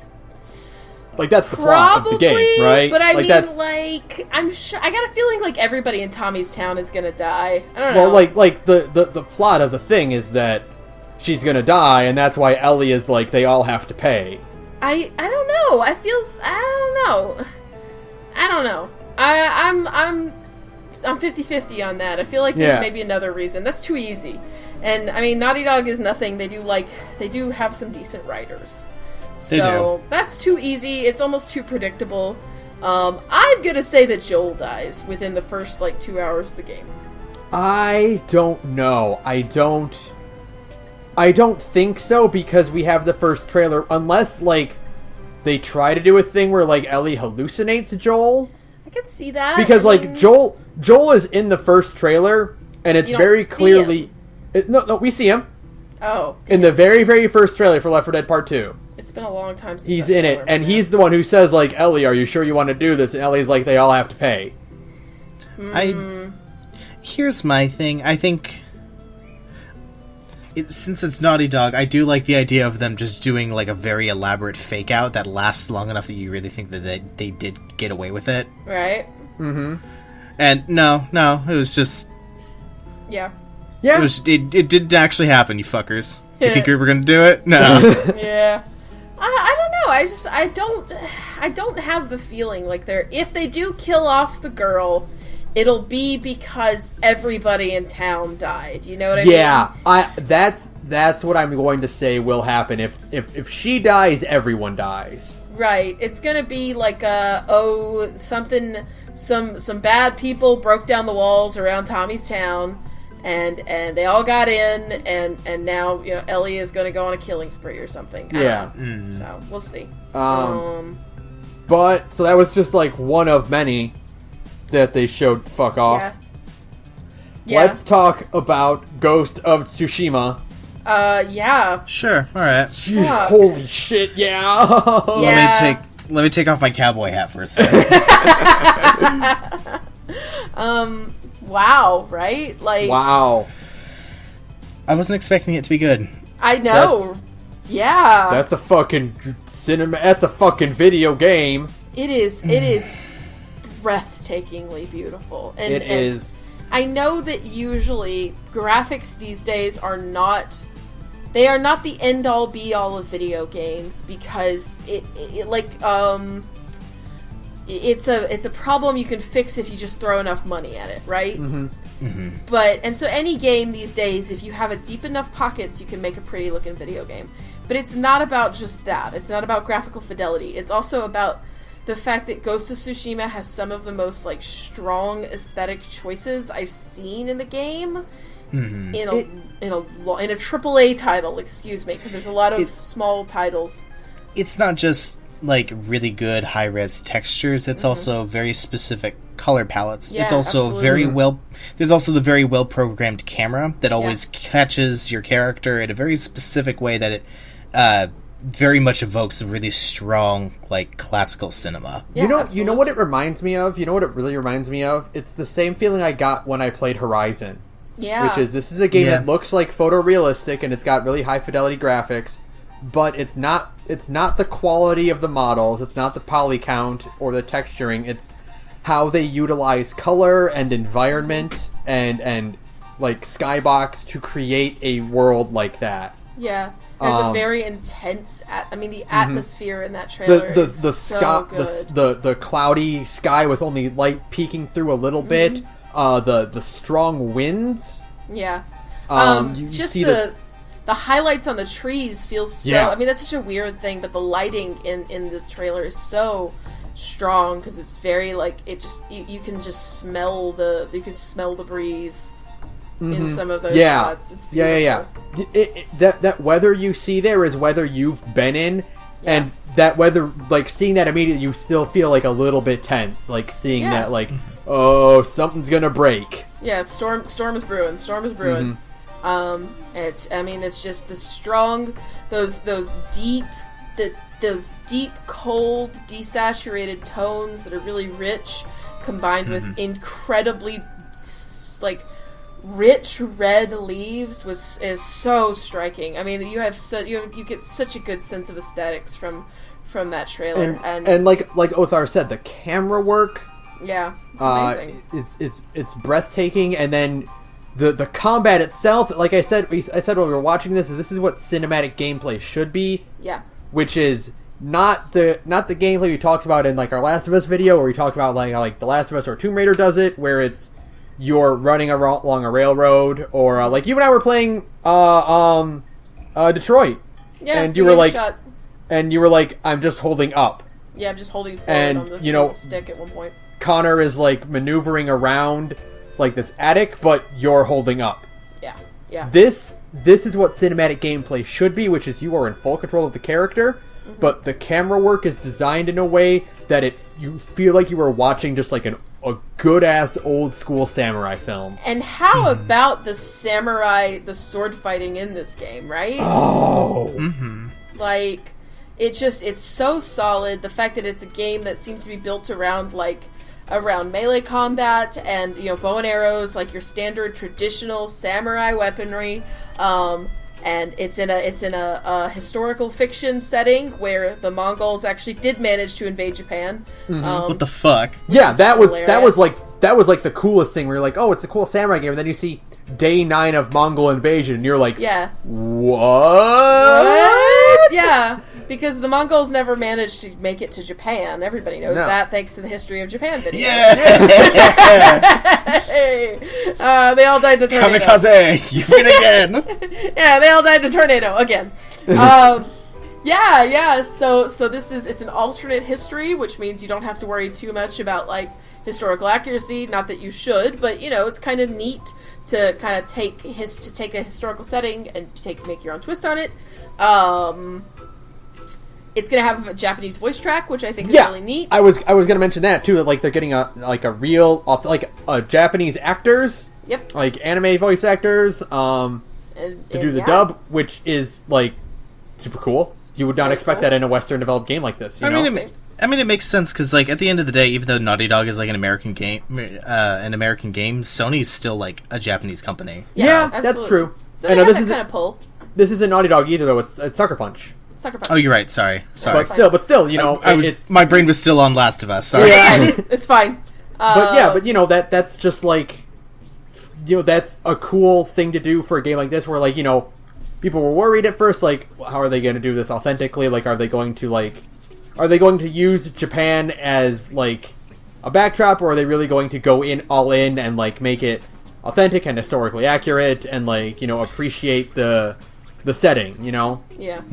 I'm definitely concerned, but also, like, I know that it's going to be one of those things where no matter what, people are going to take, like, historical accuracy and throw it out the window in one regard or another. It's at the end of the day, it's a video game, Yeah, exactly. Any movie you watch, like, you're going to sacrifice historical accuracy for what looks better and what feels better through the audience, There is going to be, like, some of those things that are always going to be, like, I'm always going to be slightly disappointed in, like, there's gotta be at least one samurai who's just like loaded with bajillion guns, like a West Korean God, I hope fucking so. pirate. I hope because so. that's like that's actually how they had like shock troopers back in the day. Yeah. They were just like loaded with a bunch of single shots. I'm what? hoping they do. I hope they do. What's interesting is I had this kind of thought, like seeing this trailer and seeing like Skull and Bone, and like knowing that Red Dead Redemption 2 is coming soon. I want a game like Ghost of Tsushima, where you have like an American cowboy, Spanish pirate, Yeah. and like a Japanese samurai. Yeah. You know, and just like you have all these like cultures, like because there was like a historical a point in history where like all these cultures could have interacted with each other realistically. Yeah. Like that would be a fun experience, Yeah, I think there's a very specific small window where you could actually meet ancestors of the Aztec Empire, a Spanish conquistador, a samurai, and a cowboy. Yeah. All in the Same same time. like. Yeah. And like that would be like that's your fucking like action game party right there, Absolutely. I would love something like that. So that's what I was saying. Like, man, if they're going like the Mongols are invading, like it would be pretty fucking cool to get like a Spaniard pirate or something to just like pop up for a little bit. Yeah. Yeah. Cool. I mean, if you're going full alternate history, I think explore it a little bit. What's interesting is that we don't really know like how the overall flow of the game will go. We saw that little vignette of like you're going to this temple, you're rescuing this monk with some stealth mechanics. Yep. So like, but like, is it going to be like mission based? Is it going to be like a big open world that you just kind of? I think it's an open world. I think it has been confirmed it's an open world. It's very Horizon. It's funny you bring that up. Okay. Yeah, and that's fine. I love Horizon. Yeah. I'll take more of Horizon any day of the week. Absolutely. I was genuinely expecting it to be a lot more linear, so the fact that it's open world is like mind-boggling to me right now. I think that's really, really interesting, and I'm Sucker Punch has made open world games before. They do a good job with it, so I'm interested. Yeah. Yeah.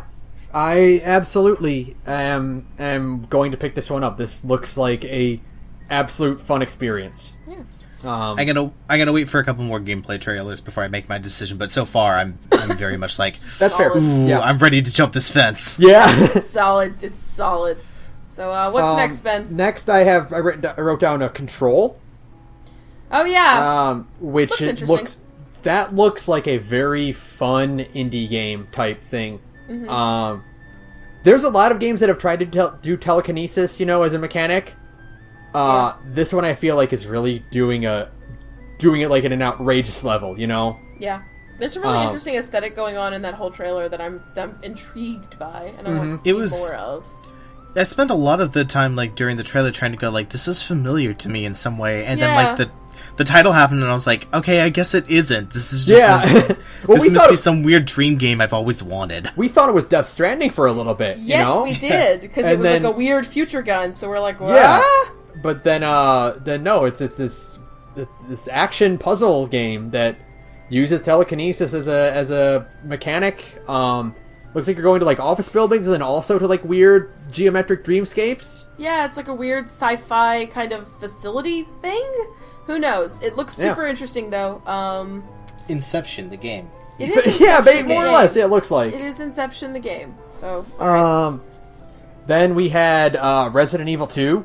Holy shit, remake, Resident Evil 2. Which is another one where we're like, wait, what is this? For a while. Yeah, I thought it was a VR game at first. We're like, is this a game where you play as a mouse? Yeah. Is this like a mouse game? Is this what this is? Nope. And then, it's RE2, baby. It is some zombies. It is Leon Scott Kennedy. It is Claire Redfield. They're back.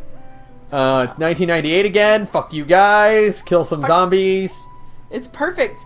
It had gameplay on the show floor. You can go watch somebody at GameSpot play it poorly.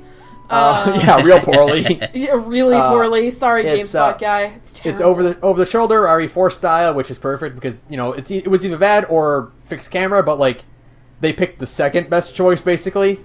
Yeah. I don't think a fixed camera and tank controls would sell in 2018, unfortunately. I think that was a very smart marketing decision, and I know there are a lot of people who wanted like a remake 2, like remake was for the GameCube. I'm hoping what they'll do is release like free DLC, like 6 months post release with fixed camera angles, and it's just a straight perfect remake of RE2.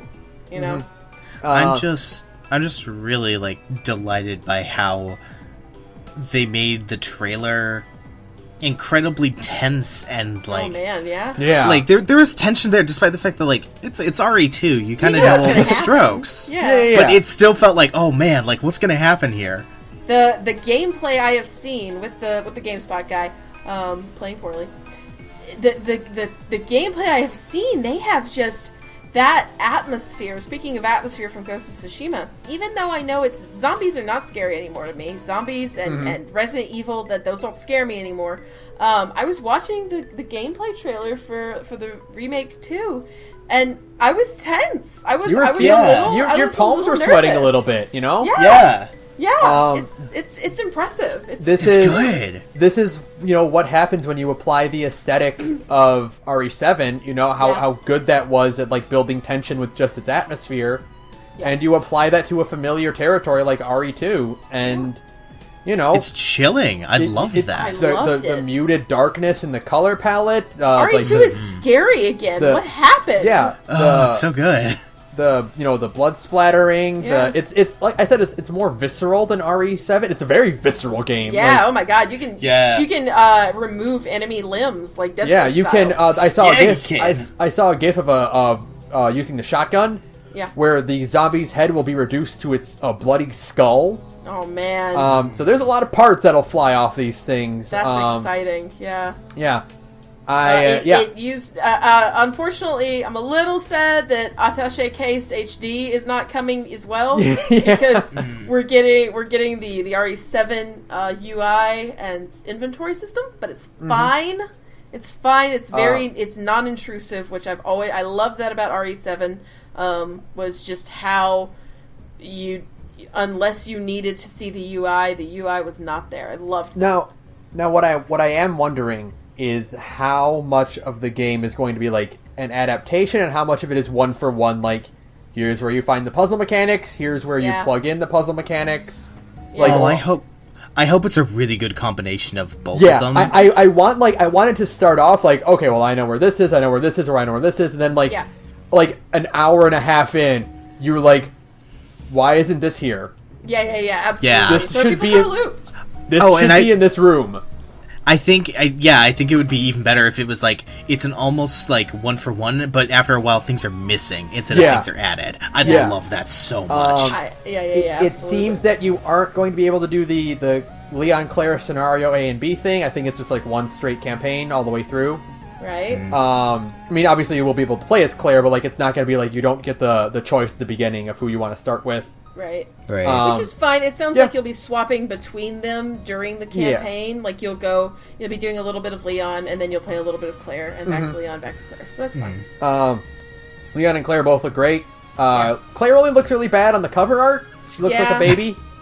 It's a little weird, but in game, in engine, she looks fine. Yeah, she looks great. It's fucking RE2, and if they keep this up, we'll get an RE3 remake.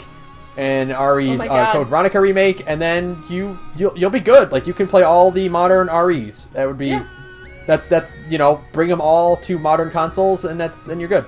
And you're set. You're absolutely set. So because I think in life. Because I think remake has been ported to the PS4 and Xbox One. I don't know. Don't quote me on that one. We'll look that one up after the podcast. Because I know RE4 was. I know RE5 and 6 were. Nobody cares about RE5 and 6. Yeah, but yeah, I didn't even know they existed. I just thought we just had 4 and jumped straight to 7. Absolutely, that's fair. That's how it worked. That's how Capcom does things, right? There is no Devil May Cry. There is no Devil May Cry 2. Yeah. There's no Draken Card 4, but you want to look for it anyway. It's really nice that you can play all 3 Devil May Cry games. Yeah. Oh man. Okay, so what's next, my man? that was RE2 is good. RE2 is great. Kingdom Hearts 3 had a real good trailer. You want to get all that out of your system? The way I got DMC5 out of my system? Sony had a fucking stellar trailer.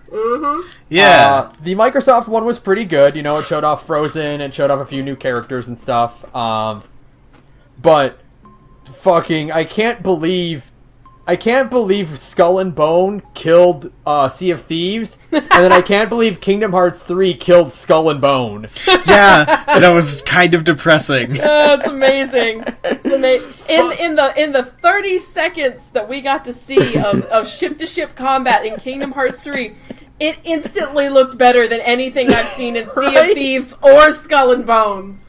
Yeah, because in Kingdom Hearts 3 you can go surfing. Yeah. In your pirate raids, everyone, the biggest thing everyone complained about was or joked about in Kingdom Hearts 2 was oh, the anime boy next to the realistic Captain Jack Sparrow, it's so goofy looking. It looked pretty bad. And then it's Square Enix yeah, fuck you guys. Guess what? They're pirates now. They make it look so smooth now. Right? Right. I'm really impressed. It's called the Kingdom Shader? The Kingdom Shader, yeah. It's what they do is every world has a different shading tech on it to make it resemble the movies more. That Kingdom Shader is incredibly impressive. So Toy Story has a much more plastic sheen to everything. Yep. Hercules is a very dull orange glow to everything. Yeah. Bronze, do you mean? Because they're in the Bronze Age. Yeah. Oh. and then Pirates obviously is just fucking they make Sora, Donald, and Goofy look a little grimier and more muted in their colors. The shadows are really dramatic on all of their models. That helps kind of sell them as part of the world. I cannot believe how fucking good, the human actors look. Oh my god, right? So I saw a side-by-side comparison of, the scene in the game versus that exact scene in Pirates 2. Yeah, and it's you kind of, squint a little bit, and you can't tell which is which anymore. Yeah, it's pretty solid. Yeah. It's impressive. I mean, yeah, Kingdom Hearts 3 looks incredible. It had a rough start when they first announced it. When they first started showing trailers 4 years ago. Mm-hmm. Those trailers looked bad. A little blocky, a little cheap. Yeah, they look kind of cheap, but I mean, now it looks. I mean, come a very very long way. Stellar. Yeah, and all the gameplay stuff we've seen, it's Pirates, just a platinum game. We're so lucky to get several character action games this year, and Kingdom Hearts 3 is a character action game now. There's real-time weapon swapping. Yep. There is dynamic, stylish movesets. Everything has a unique moveset. There's environmental interaction stuff. It's a fucking character action game. It is. It's 100% a character action game now. It's amazing.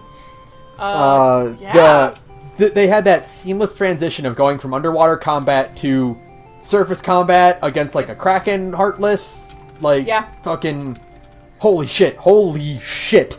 Yeah, it's everything you see is just so the comparison between the Tangled world and the Tangled movie is mind-boggling.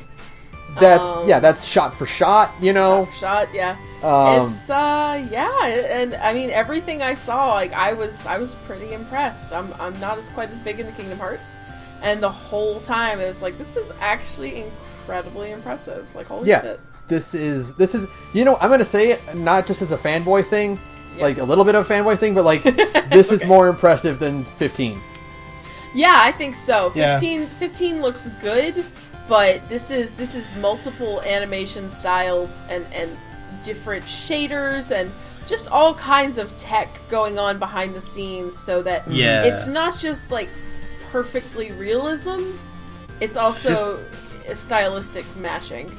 Yeah, 15 looks really good, but with Kingdom Hearts, it's it isn't as good looking, but you can see just how much work was put into it technically. In comparison. Kingdom Hearts has always been very impressive visually, especially with their facial animation tech, their lip syncing tech.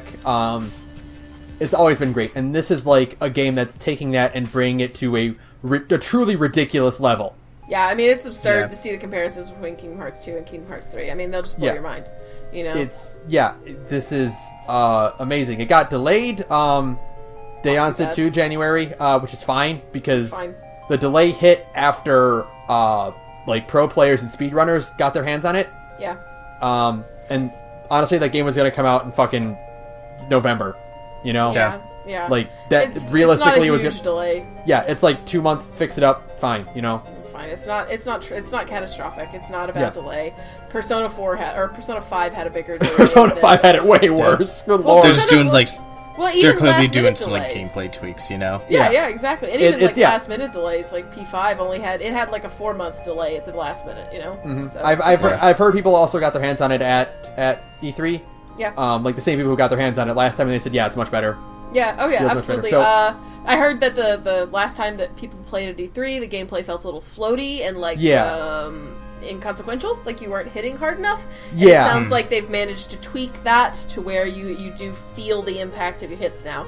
So They said like one of the worst things was that there was no iframes for a lot of like the summoning and the transformation Oh, stuff. wow, yeah, that's bad. But now they've like it didn't interrupt animations, but you could still take damage, so they fixed that. And they added more iframes to that, and which is good because a lot of these summons look very intricate. And you want to be able to use them. And very long-winded. That Simba summon is Looks awesome. amazing. Holy shit! I love the Disney park summons. Yeah, I'm super excited for those ones. Those are really nice. They're beautiful. Summoning a roller coaster or the teacups is awesome. I like the image someone like or the concept someone made of like Nomura riding a roller coaster and furiously taking notes. Yeah. So Kingdom Hearts 3 is coming, Ben. So it's like, here. You know. Okay, so like a little bit like on a personal note, like it hit me like last night. It really like it dawned on me like I'll be playing this game in like 6 months. I had the same feeling about the other one, Devil May Cry 5. Yeah, you know, it's like, you know, I've been keeping track with everything, but like, you know, of course I know what's coming, but like the realization hit me that it's like, dude, in January I'll be able to sit on my couch and I'll be able to put this disc in my PS4 and I'll hear the Dearly Beloved. Yep. And then you'll cry. I'll just weep tears of joy. Melissa will be like, what is wrong with you? What happened? Who died? What's going on? It's a video game! I'm just so sad that Aqua went through all that trouble and she still got, like, gross-ass, like, mind controlled. So that, you know, and it's... So people are like... So here's the nice thing about Kingdom Hearts, is that, like, it's gonna be fine. It's gonna be fine. it's like a Disney death. It's gonna be fine. People are like, you know, oh, who do you think is gonna die in this game? And it's like... Nobody.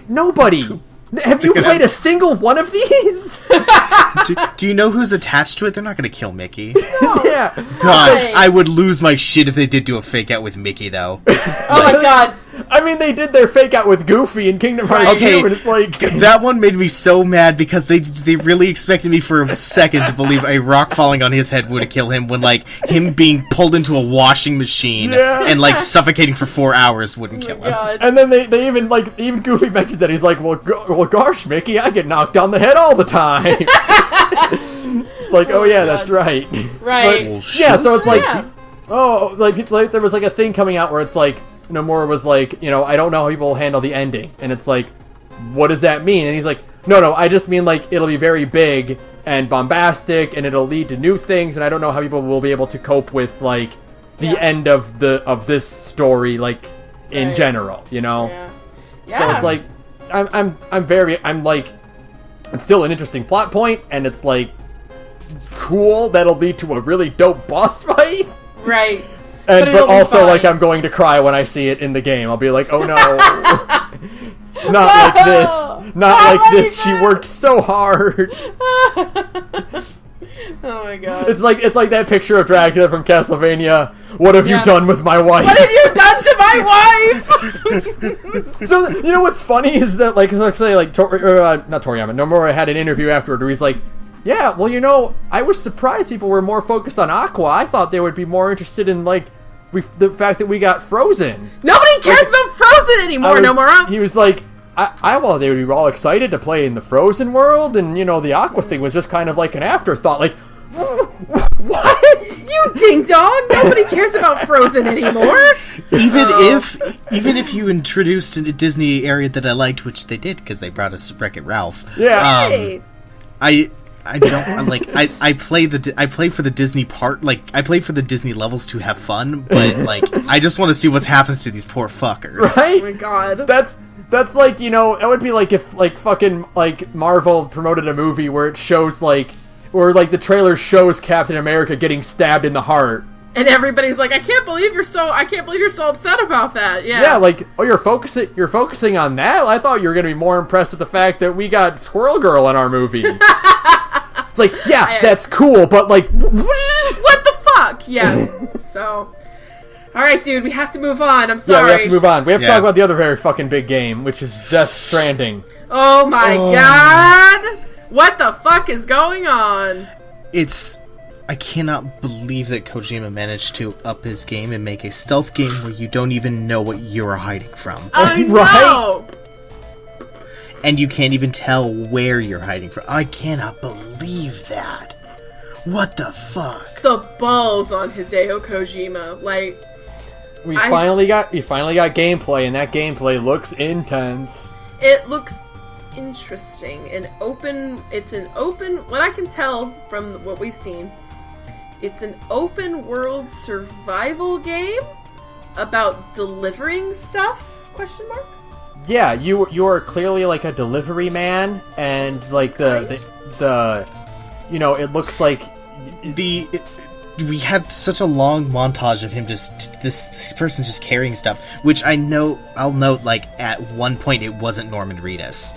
Yeah, at one point it was a different person entirely. But the entire time I just kept thinking of like the Krusty Krab pizza theme song. The Krusty Krab pizza is the pizza for you and me. Yeah, man. Get Clancy Brown in that game. Yeah. man. Okay, so yes, but just think for a minute about the guttural sounds that would come out of both Norman Reedus and Clancy Brown. Fuck it, throw David Hayter in there too. It's just people growling at each other for 30 hours. Yeah, oh my god. Fucking do it. But it's so, I mean, like, this fucking game, we didn't see any Mads Mikkelsen, we didn't see any Guillermo del Toro. They introduced 2 new characters who we have no idea who they are. Yeah, well, there was the one part where she's like, do you remember me? No? No? I'm literally who? This is like the Other M trailer all over again. Yeah. Where it's you're flipping through like your list of Kojima video games, like, are you from Boktai? I don't remember you from Zoe 2. Oh my god. Oh my god. Are you from Police Nuts? Is that where you're from? Oh my god. She probably is from, like, Snatcher. I would not be shocked one fucking bit if there was like a plot important character in Death Stranding that was from like fucking Snatcher or Police Nuts. Are you kidding me? Shut up. Yes. 100%. So, like, oh my god. I'm like... And it's like this weird existential nightmare of a gameplay demo, and like everybody is like, yes, I'm into it, but nobody knows what the fuck is going on. I mean, I think we have a much clearer image of what the actual video game will be like, and you know, we saw like the open world stuff where it seems like it'll be a lot of like, almost like Breath of the Wild-esque, like climbing and exploring, with some major punishing stealth. Yeah. In a way that like a lot of like what's the word for like when the UI is like built into the actual gameplay? There's a word for it. Like what Dead Space does. Diegetic. Diegetic, like diegetic. But diegetic, like interface of like the little propeller buddy. Yeah. That tracks where the enemies are. You don't seem to really have any way of fighting them. We saw him with a gun at one point. Yeah, we did see a gun at some point, and I'm wondering, I doubt, like, the shadow monsters, I'm sure there will be other kinds of things as well, because Mads Mikkelsen has his skeleton patrol. Yeah. I wonder if like, the gun is almost never used, like, for the actual purposes of like what a gun is normally for, and you use it for like the muzzle flash as a way to distract the enemy. That's what I'm thinking. It'll be some kind of distraction. I think it'd be cool if it was like a flare gun, and the flare gun could like shoot to distract like the enemy to go over there instead. You know, something like that. Or you know, maybe we're completely wrong, and it is like a tool and not even a gun at all. Like there is no there is no fire part, to it. It's just some sort of generic tool that looks like a gun, and that's, fits perfectly with Hideo's thing where, like, hey, you guys know what sucks? Hurting people and violence and war. Yeah, I could totally see that. That'd be really interesting. So, apparently there is, like, okay, so we officially know what the rain does. The rain ages you. Yes. And that's why it also decays things quickly. That's why we haven't seen any, like, real infrastructure anywhere. Right. Yeah, and so apparently if those monsters get you, it causes a null bomb to go off, and, like, it wipes out everything except for whoever they took. Right. It seems. And those people who they take gets turned into one of them or something? Well, it's unclear because, like, the radio chatter, I don't know if you watched it after we got done. I should have. The radio chatter says, like, the guy that Norman is talking to says that if they get you, the bomb will go off, and it'll wipe out everything except you. Right. So I'm wondering if that's something specific to Norman Reedus' character, or if that's just in general how it works. Yeah, I'm really, there's just enough going on here that I'm willing to wait another 6 months for another trailer. Yeah. I'm still very deeply invested, and I think this was the right year to show off gameplay. Yeah, I think so. That's kind of what Sony was ultimately aiming for, was a conference with very few games, but in-depth look at each of their kind of their main titles. Yeah, the fact that we saw gameplay for Ghost of Tsushima is something I didn't expect. Right, same. Yeah, right. Yeah. So I'm very happy. I still did not expect gameplay for Death Stranding this year, and we got it. So it's really cool to kind of see, to actually get an idea of what this game is going to be like. So I'm excited. So yeah, Death Stranding, it looks great. I mean, honestly, Lea Seydoux looks great. I want her jacket really badly. Her jacket's super cool. I like what it says in the back. It says "Fragile, handle with love." That's so good. So good. That whole trailer is just so striking, and it's been 3 years, and we finally get to know. Yeah. He's fucking doing it. Like, you know what? This is Kojiro's first game as an independent studio, and the world could not be more captivated. Yeah, it's so interesting, and I can't wait to see where this kind of ends up going and when it comes out. Hopefully soon. I'm gonna gamble on either a late 2019. I'm gonna say late 2019. Late 2019 or early 2020. 2020. Yeah. I'm gonna gamble and say like next E3. They'll be like, hey, surprise! Here's a release date, fuckers. Well, what it seems is like that's the habit now. Is like all these games that have release dates are like 6 months out. Yeah, Bethesda set a trend, man. I mean, say what you will about Bethesda, but everybody saw like, hey, that actually works really well for them. So let's keep doing it. Let's, instead of making people wait 3 or 4 years for a game. I mean, we still get those occasionally. We still do, but like if they have a date attached to them, like it's going to be a very relatively recent date. Yeah, I think that's really cool. I'm glad for it because it means I don't have to wait too long for all of this shit. Yeah. I don't have to wait 3 years for DMC 5. I've already done my waiting. Damn it. Mm-hmm. Yeah. So yeah, Death Stranding, and then very cool. Well, there's just 2 quick I want to get through. Saturn here we talk more about it, but Destiny 2. Yeah. There's some big DLC story going on with that. And then Neo 2 was shocking. I didn't expect Neo 2. I didn't expect Neo 2. That certainly was. I think it's very poor timing with Ghost of Tsushima and Sekiro coming out, but like I do appreciate that we're getting this aesthetic, but 3 games in 1 year might be a little much. It's a little much. One of these games is gonna have to fail, and I got a feeling it's gonna be Neo. It kind of sucks that like they already announced 2 other Neos, and then they announced Neo 2, and it's like, sorry, Neo 2, but see, it's a FromSoft game. Try and make this push this out so it's like a year and a half between each of them, and then try and make it so we can have a Western for that other 6 months in. Honestly, their best bet is to push it out, 6 months after they originally planned. Let Ghost of Tsushima and Sekiro have their time, and then you can put out Neo 2. Because you're not going to be able to compete with FromSoft and no, a Sony absolutely not. Game. You just can't. Sorry. But yeah, I'm surprised we even saw it at all. Yeah. So the last, we'll talk about the first one and then we'll hit the last big one. Deracine. which is the other FromSoft game that's coming out. A game we know nothing about, but I guess good for VR FromSoft. one? Yeah, the VR FromSoft. The VR that is not at all some sort of action-adventure game. It is... I'm just terrified of it. It's kind of horror game, and it's going to suck. It's going to be like... because we were all like, is this the Rule of Rose VR? Like, oh my god, right? This might be Rule of Rose. But like, the aesthetic looks really nice. This looks like this is not at all what I would expect from FromSoft, like in any way. Yeah. This is something that I'll keep my eye on. Again, like, I don't have a VR. I'm not really keen on getting a VR. There was enough announced for VR this year. We didn't even talk about that, but in the there middle was a lot of the announced for conference, VR. Some of it looked pretty cool, but again, like, I still haven't found like the game that's like, now I have to do it.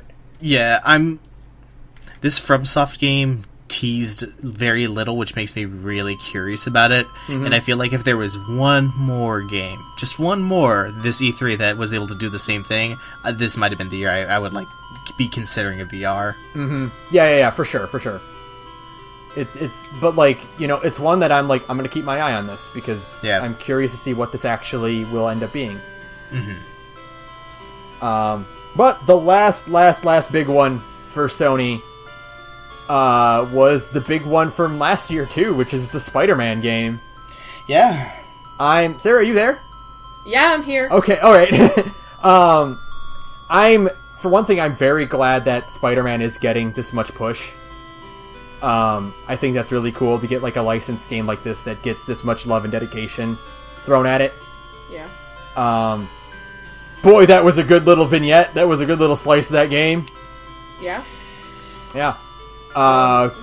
Cool villain designs. Combat looks great.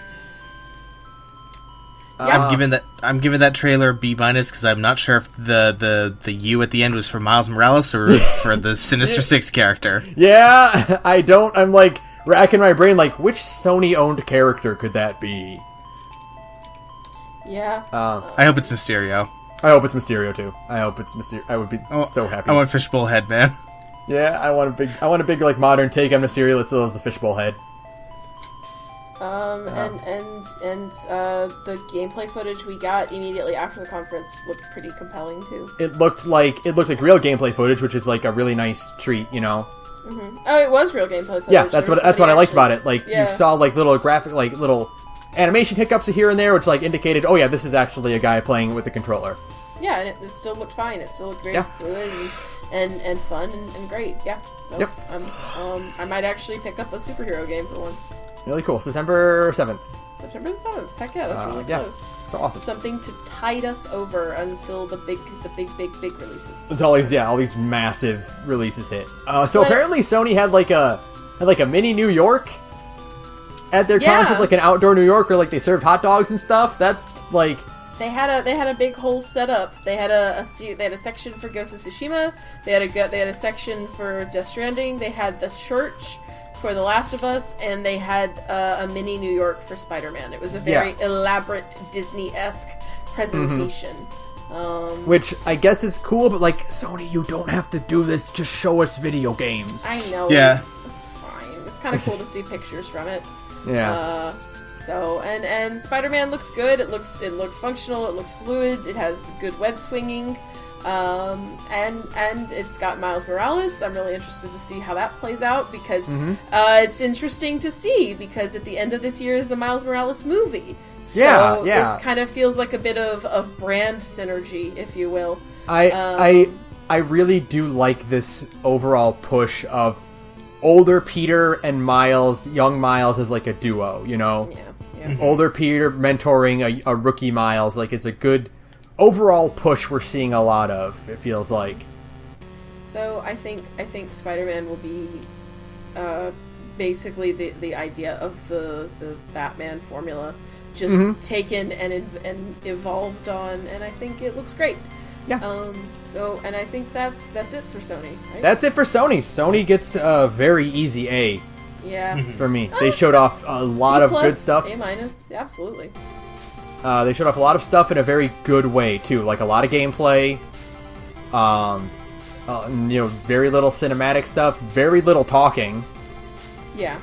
Except for like the one when they moved everybody from the Yeah. Last of Us stage to like the main stage. We had a lot Yeah. of awkward talking there, and I wish they had just padded that out with more trailers. Yeah. But it's fine, whatever. So yeah, So the last- ultimately, that was a good conference. A-. And then, of course, Nintendo has to sneak in at the end. I didn't even. I As watched always. a few minutes of it, and Yeah, and I was busy carpooling, so I couldn't Yeah. actually watch most of it until later. I mean, like, it's the nice thing about Nintendo is you can always just watch it later. Like, they don't do anything really live on stage at all. Yeah. It was smaller, except for the very big one at the end, but, you know, Daemon X Machina looks great. Daemon X Machina looks great. The new Yeah. Fire Emblem looks really good.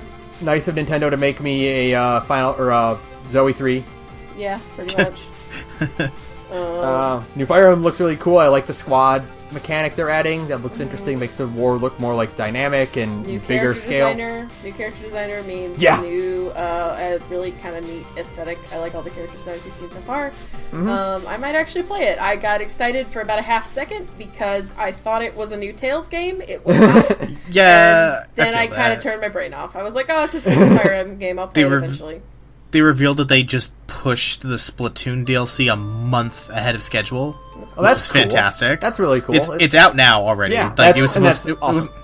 Yeah, it wasn't supposed to come out until July, and that was like the big thing that everybody had been talking about for Nintendo for like 6 months at this point. So But there was no Ooh. SMT5, there was no Animal Crossing, No. there was none of the other, No. there's no Metroid Prime 4. The excuse Nintendo gave for it was frankly bullshit.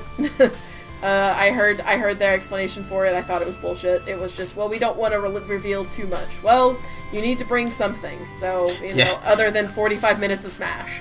'Cause if Well, you don't no, their play excuse Smash- was they don't have anything. They don't have enough ready for it. They didn't want to show like just a title card again. So to be fair, like they announced that they had a title last Yeah. year, so I wasn't expecting much to begin with, other than like maybe some concept design or like some really early, like some pre-alpha bullshit. So yeah, how many times did we see pre-alpha footage this year? Yeah. ugh, way too much. Yeah. New Mario Party is back to the old format for Mario Party. Goomba's playable. That's cute. Pokemon Let's Go is for babies, like super for babies. It's for infants, yeah. It Yeah. does not look at all like a real Pokemon game. But It's because it's not. It's actually a spin-off game. yeah, Yeah. exactly. It's just Yeah, small. they've said the real Pokemon is coming later. Hollow Knight is out now. That's cool. Oh yeah.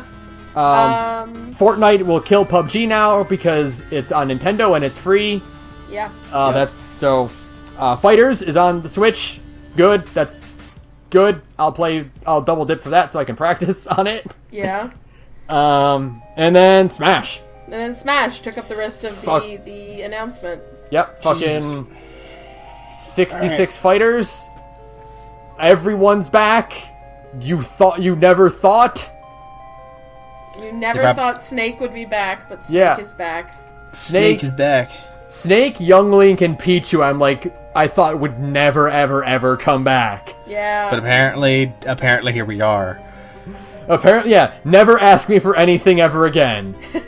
Honestly, the two newcomers were the ones that I'd never fucking expected. yeah, I knew we were I never did going- never I- expected Ridley. Holy shit. Ridley and honest- Inkling Girl, yeah. Oh no, I meant Daisy. Oh, Daisy too, yeah. Daisy Ridley, yeah. Because I like fucking. She's already a costume. Why Yeah. why were we ever gonna have her? And then apparently we are gonna have her. So Yep. fucking rad. All right, cool. All right. Yeah. Thanks, so Daisy. I like that. I like the Star Wars crossover because Daisy Ridley's in the game now. They made him fit. They made Ridley fit. Good on them. Ridley is not too big. He's sizing up the competition. No, it's enters the big time. It's enters the big time. Ridley enters the big time. Boo. Suck. I I've hate heard- your jokes. I've heard Inkling sorry. Girl is tons of fun. I've seen Inkling gameplay. It's all very good. Yeah, I've heard she's Um, like lightning fast if she has ink underneath her. She like slows down other characters if they walk through it. that's awesome. She's got some great recovery and like defensive stuff, like tons of weapons and whatnot. Like awesome. This is the Smash Brothers game. Like It's the last Smash. it is. The last Smash, huh?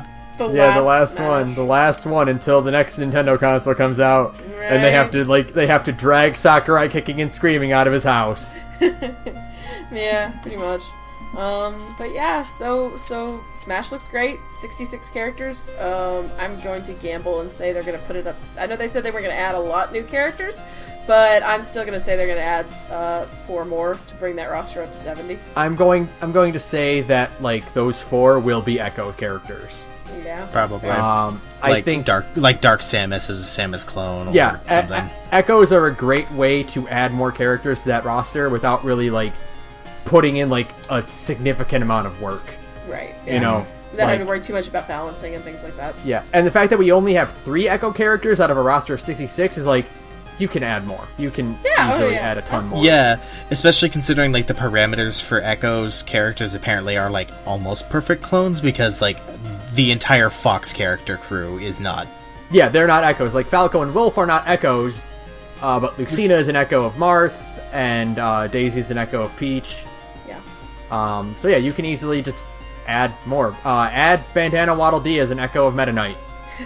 That'd be really cute. Yeah. Add Ken as an Echo of Ryu. Yeah. That's what I was thinking. Yeah. Yeah. It'd be even funny if they didn't actually do Ken, but they did Dan instead. No, they did an Echo of Sagat.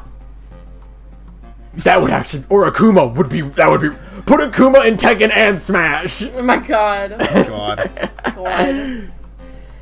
Okay, Yeah. So yeah, it was fucking like that was like the big thing for Nintendo is fucking Smash is back. But you're right. There was no Metroid. There was no new Animal Crossing news. We had a fake Star Fox. Still no F-Zero. Foxy and Falcon are still Smash characters. Yeah, Ubisoft stole their other thing that they were going to do, which was like the fucking Rabbids DLC. Yeah. Now with Donkey Kong. Yeah, Donkey Kong's there. Kong. Actually, you know what? Donkey Kong and Rabbids are a pretty good combination, though. Yeah. Like, if Rabbids were, like, less ugly, they would be, like, fit right in with Donkey Kong. Yeah, they actually kind of look like they would be, like, rare villains. Alright. So what were your 3 this year? Oh, that's What were easy. the 3, like, you're most anticipating? You first, Oates. You get to go first. It's definitely Sekiro. The new Spider-Man game, I want to say, and then I don't know. I guess Kingdom Hearts because I know I'm gonna buy it anyway. Like, I'm super excited for Yakuza, but I already knew we were gonna get it, and the fact that it's on PC is super good, and I'm really hyped. But also, like, I already own them for PS4, so I'll buy them eventually. But they're like on the Steam sale, whatever. It's a good. Yeah, it's fine. It's fine. Going from 3 to 1, number 3 is Tales of Vesperia, obviously. I don't need to explain why. Fuck you, it's Tales of Vesperia. Number 2 is Ghost of Tsushima, for another obvious reasons. It looks incredible, the atmosphere is amazing. If the whole game has that degree of quality, it might be one of the best games I'll ever see in my life. Yeah. But number 1 is really fucking obvious if you've talked to me at all since Sunday. You know there's only one possible choice for game of show for me, and it's fucking DMC 5. Are you fucking for real? DMC I thought it would have been already back. 2. I don't know. Thought it'd be a Resident Evil 2. I know, right? All the talk about Virgil. Who would have fucking thought? Yeah, fucking DMC is back, and everything about it is just. Everything I'm hearing about it, everything I'm seeing of it is blowing my mind. We're getting new gameplay in a couple of days, like I said earlier. Everything I'm hearing for DMC 5 is just oh god, it's perfect. It's so good. No, I know the joke they need to do. Oh yeah? They need to make a reversible cover for DMC 5. And the other side is the exact same box art. Right. But in the lower corner, it has featuring Dante from the Devil May Cry series. Yeah. Let the Demi Fiend from Nocturne be in this game now. Well, people were saying like I think the best friends were saying, or like they saw it on Reddit, where it's like, what needs to happen is like Dante shows up and he's like, boy, that was a weird trip to Japan I took. Yeah, absolutely. This game is maybe post DMC2. Who knows? Nobody knows what's going on anymore. Yeah. What's yours? So my number 3 is Cyberpunk 2077. Obviously. Man, I didn't even think about that one. Yeah. Fuck, there's too many good games. I'm going to be throwing, a bazillion hours into that for sure. Number 2 is Smash. I'm very excited that Smash is coming out during Christmas because I get to play during my friend Christmas party. Yep. Number 1 is Kingdom Hearts 3, obviously. It's obvious. It's obvious. obvious. Yeah, of course. I'm, no contest. I am not going to buy the $100 collection pack. What? Because I don't even know you. Because it's literally just digital versions of the PS4 version, so it's not new. Right. But I mean that is a really cool pack that you just get what's cool is you get 1.5 and 2.5 now. Yeah. Like, you just get those now, and then you get 3 when it comes out, which is, like, that's super cool. You get a really nice... You get a nice PS4 theme with it, too, which I hope it goes on sale or, like, is available afterward, because it does look really nice. Yeah, of course. I mean, if you get it now, you might actually be able to get all of it caught up in time to play 3. Yeah. Oh, you... Maybe. For sure. 6 months is plenty of time to beat, you only have to play 5 of them. Well... To golden end all of them, that takes a little bit of extra time, though. yeah, but I mean, like, you don't have to play like fucking Days or Coded because they're movies. Right. Well, yeah. That's nice. Yeah, and you don't have to do much to unlock the true endings for Dream Drop Distance and for Chain of Memories. So really, the big ones are just 1, 2, and Birth by Sleep are the really big ones.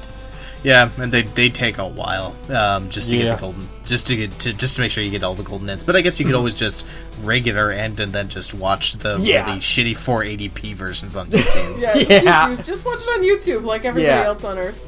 Mm-hmm. So fucking guys, that was a good E3. Besides E3. Besides the 3 conferences that just fucking bombed. Yeah, it was great. It's fine. It's fine. I like this trend where we have like 1 year where games are like amazing, and then one year where games kind of like slow down. And if we just kept this trend going for the rest of my life, I wouldn't mind. So video games are pretty cool. 2019 is our on year. The Switch has been flipped back to on, so we're just getting fucking like everything we could ever want. We're getting our affairs in order in 2018 to be ready for 2019. So just got to catch up to all the things that happened last year. Yeah, Jesus. God, I'm still trying to do that. Oh no! Yeah, I know, right?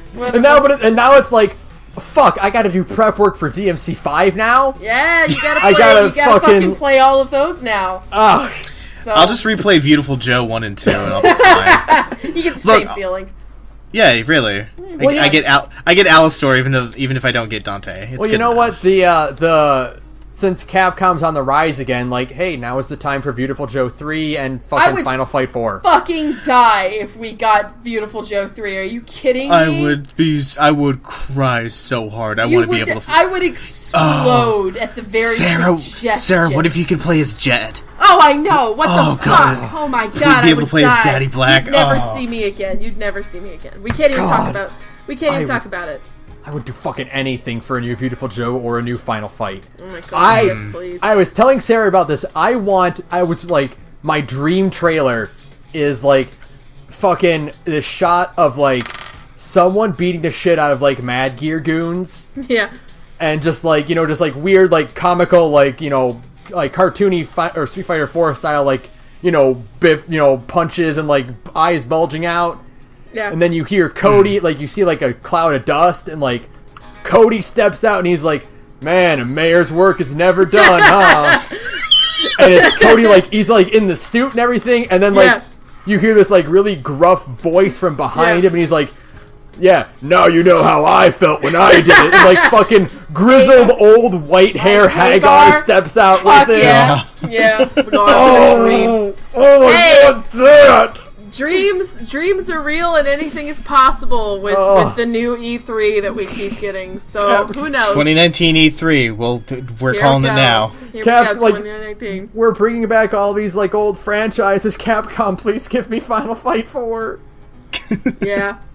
Alright, we can't keep going. We can't keep going. We have to stop. We gotta stop. We're at the 223, so we gotta... Yeah, so fucking, well, I mean, that's E3 for you, you know? That's E3. It's always a big thing. Goes. So yeah, holy shit, that was good. That was a good conference, good everything. Yeah, had tons of fun. Yeah. I'm very excited to play more video games. Absolutely. More video games, too many things coming out now, so hunker down, everybody. Yep. So yeah, that'll do it for us. Thanks to Visjerfuse for background music. You can follow us on Twitter at The Gorge Podcast. You can email us your E3 opinions at thegorgepodcast@gmail.com. If you want to tell me that you think like Dante and Nero look bad, you can at me at Radio Inactivity on Twitter, and I can tell you you're wrong. And then you can also, or if you want to really get in their face, you can send your hate mail to their other podcast, which Sarah will tell you about right now. Hey, me and Oates are in another podcast. It's called Big Gay Nerds, where me, him, and some other cool friends sit around. We play tabletop games. We have a good time. We talk a lot of shit, and we never do anything constructive because we're the best podcast on the internet. You should come check us out. You really are. It's true. We're Big Gay Nerds on SoundCloud. You can find the links to all of our other social media garbage from there. Thanks. Yeah. So that'll do it for us. Fuck Ubisoft. Fuck Ubisoft with that shit. Fuck off with that. Seriously. Like, normally our fuck you is kind of jokey joke, but no, seriously, fuck Ubisoft for this. Fuck Ubisoft, 100%. This is absolute horseshit. Absolute dillweed. Yeah. Guys, don't support this at all. Don't even bother submitting your artwork. Don't do it. Fucking assholes. Yeah. So yeah, good night, everyone. Good night, Bye, everyone. everybody.